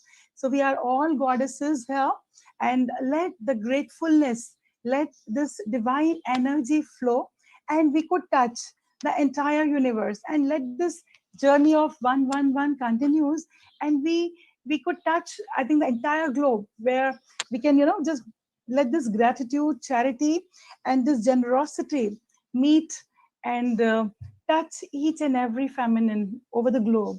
So let this great work be on. Let's all continue. Thank you so much, Lakshmi. I can see there's many other goddesses also. So thank you so much. Thank you. Thank you, Kavita ji. Thank you so much. Yes, friends. So as we have to accommodate maximum number of goddesses, so I request everyone to speak for 2 to 3 minutes. Okay. And yes, we have with us now Christiana. Christiana is from Romania. She is a wonderful breatharian, and she's doing a lot of workshops, and she's associated with our PSSM Global and Pyramid Spiritual Societies movement, and she's actively participating in all our workshops and helping all the women. And thank you so much, Christiana. We welcome you. Thank you so much, Lakshmi, for having me and inviting me. I am so honored to be here with all of you. I'm so grateful for this event having been created. all of my friends who have heard about this are congratulating you all for having creating it, because it's so wonderful to have such a beautiful convergence of feminine energy all in one place. Such an amazing thing having been created. So honored to be a part of it. For many, many years now, I have been creating workshops for women, webinars, books. I have spoken for women all over the world to help them understand the power of femininity and how we can help the masculine to rise above the current limitations or whatever happens on this planet, to rise into self-empowerment.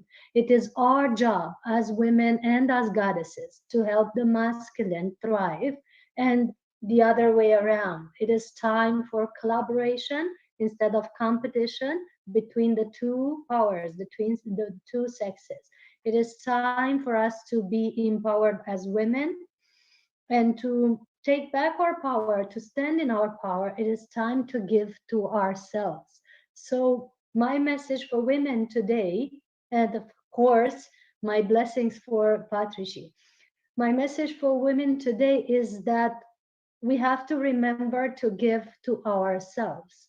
What you give to yourself is what you receive from the universe.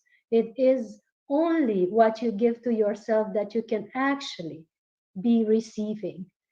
And the state of receiving, receptivity, and open vulnerability is your power as a woman.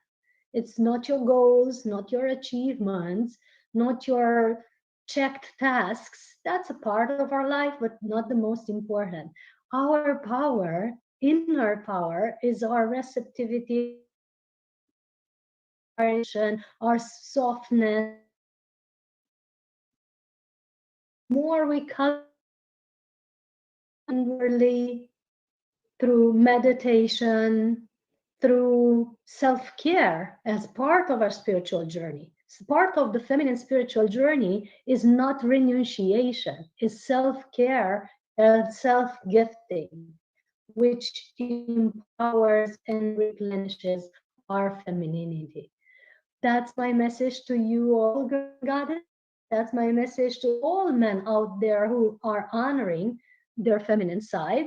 And as well, another message is that today I'm also launching the book, Your Harmony Woman, which will be available on Amazon soon, and it's available for pre-orders, that is giving tips for empowering our feminine nature. It has been in Romania for 5 years now, and it's finally published in English.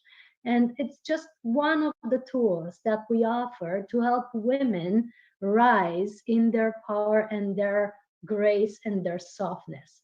The other tools that we've created are online programs that we're offering that are called the Pranic Consciousness Program. We're offering every month for people to be able to meditate with us and bounce back into their intuitive softness and gentleness and inward nature, which is the gift of our family. So today, it is the celebration of light, which is the celebration of life, which is the power of Shakti. That's what we're honoring all together, 111 gods and the beautiful spirit that Patriji is, that I'm so honored to have met and that I'm bowing to every time. And happy birthday with 3 days in delay. And we've all sent love to you on 11/11 when we had this big pyramid activation meditation, activating all the pyramids of the planet and the planetary grid and all the sacred sites with all the pyramid masters in the world, the leaders of Teotihuacan and Egypt. And of course, we thought of you and invited all your people to participate because pyramids are so important in channeling this feminine energy on earth and spreading it as a love grid here on the planet. Thank you for inviting me. Thank you for having me. And we hope to meet in person in India at the Pranic Festival in India, March 3rd to 8th in Pyramid Valley. Blessings to all. Thank you, Lakshmi, for organizing. And thanks everyone for being here. Thank you so much, Diana, for your wonderful message. Yes, friends, now I would like to invite Ananta. She's the author, artist, and spiritual alchemist. Master Ananta, welcome you.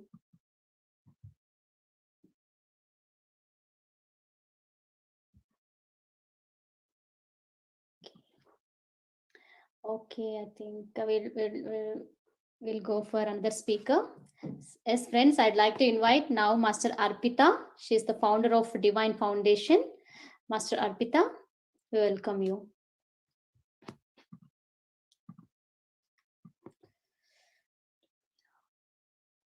Oh. I think there is some problem with unmute. She is unable to unmute. Okay. Ananta. 1 second, Ananta.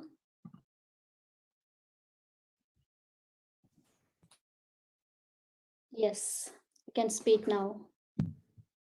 You can turn on your video. Yeah.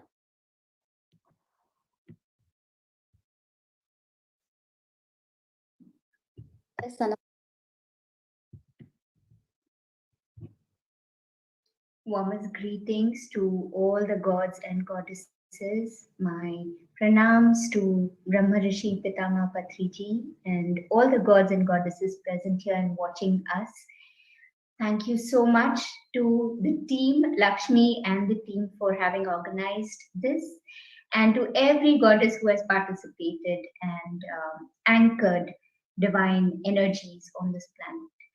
I have 3 simple messages at this point.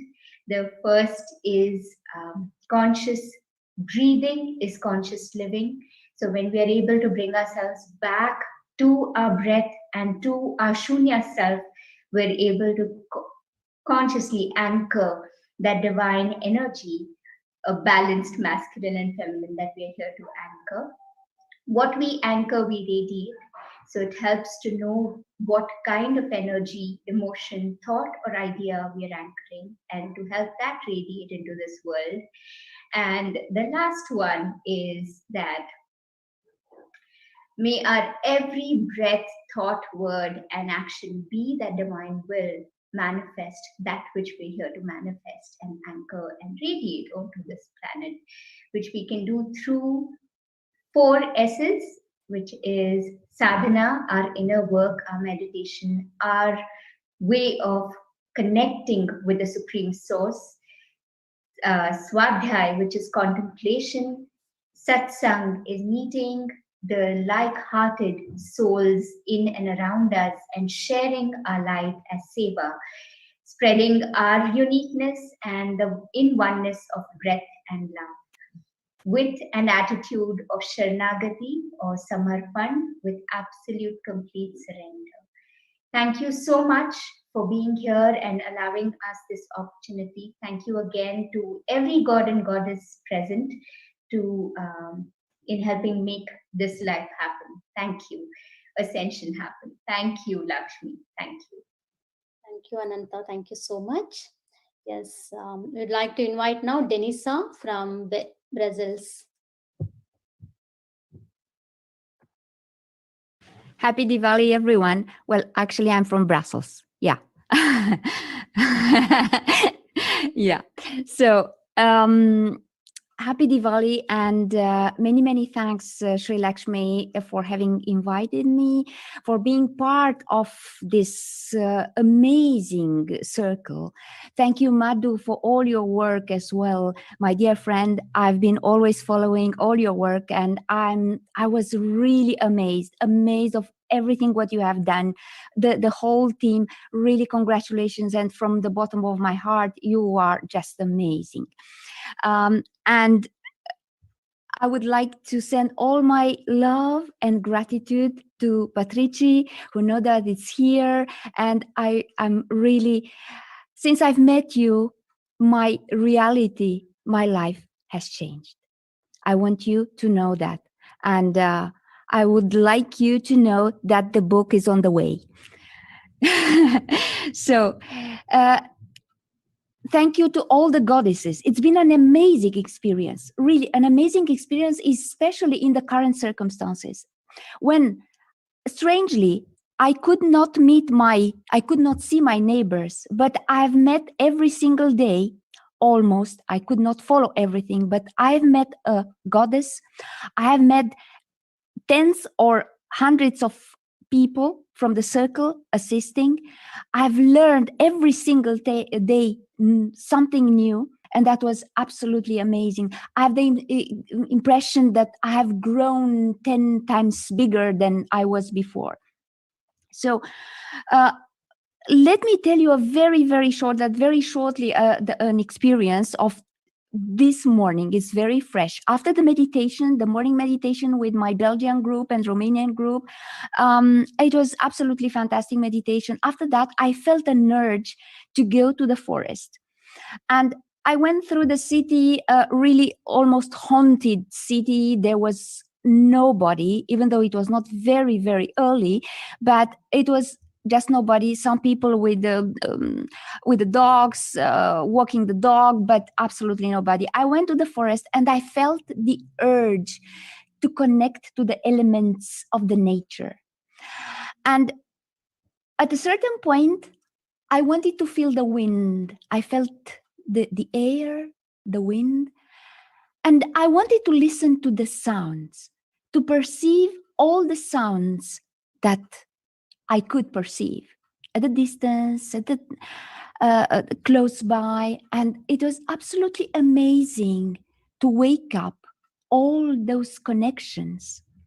And all of a sudden, while I was listening to the sounds, it came to my mind the poster, Madhu's poster, with all the goddesses and all the circles. And it was amazing that I had the impression that the sounds that I was hearing, they became songs.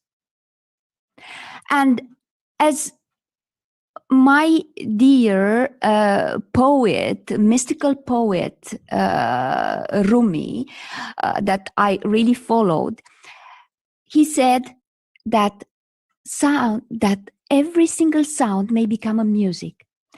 And I had the impression that all the goddesses that were on that poster, they were singing, every and each of them.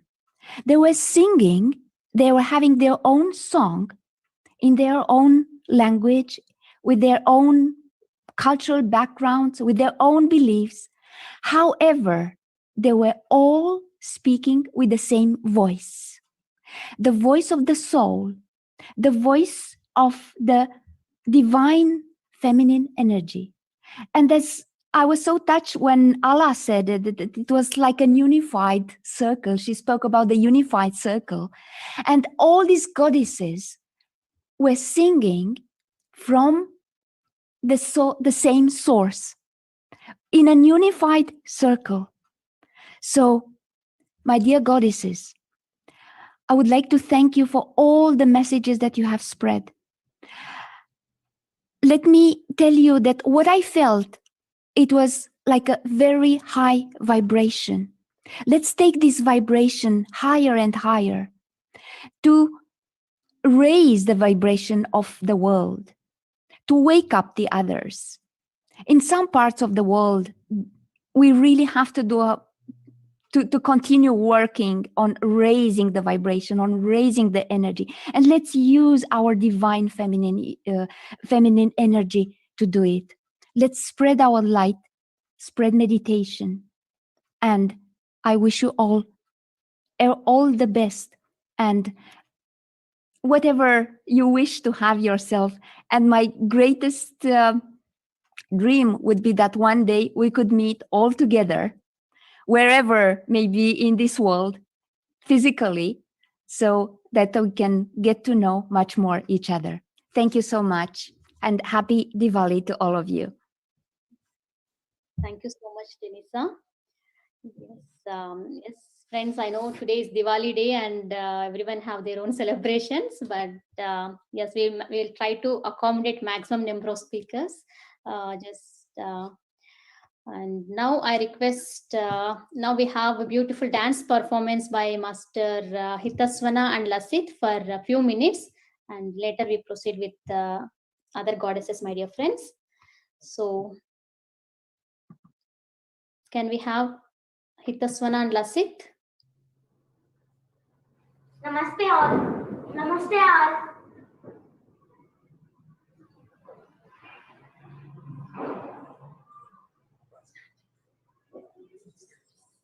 Start chain, Anka. You can start. Okay.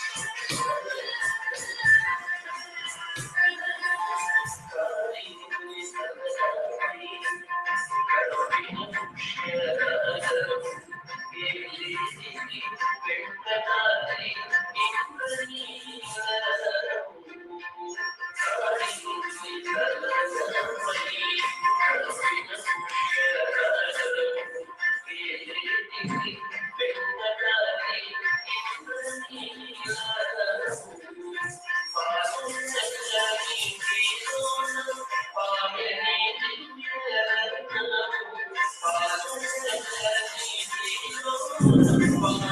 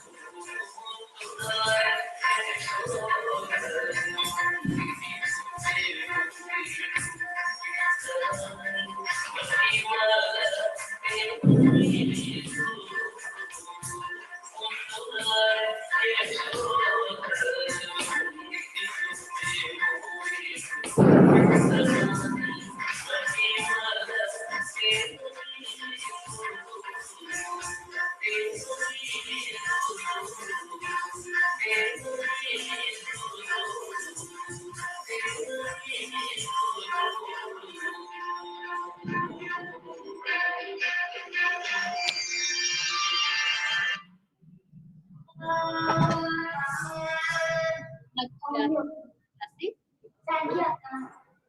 you so much. Yes. Thank you. Happy Diwali to all. And yes, friends. So we all together meditate now. Actually, Patriji got some work, so we'll end with the Patri's Bhagyada Lakshmi Baramma, and today's we'll close up today's session. Thank you, all the goddesses.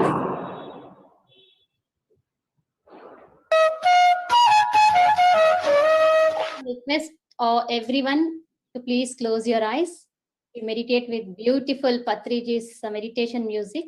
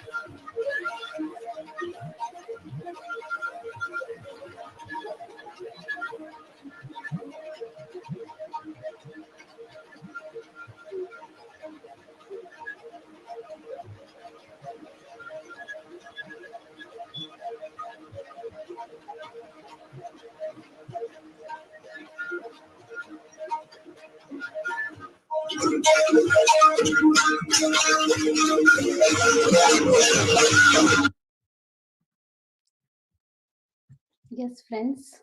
Now gently place your hands on your eyes for 5 seconds. And you can slowly open your eyes now.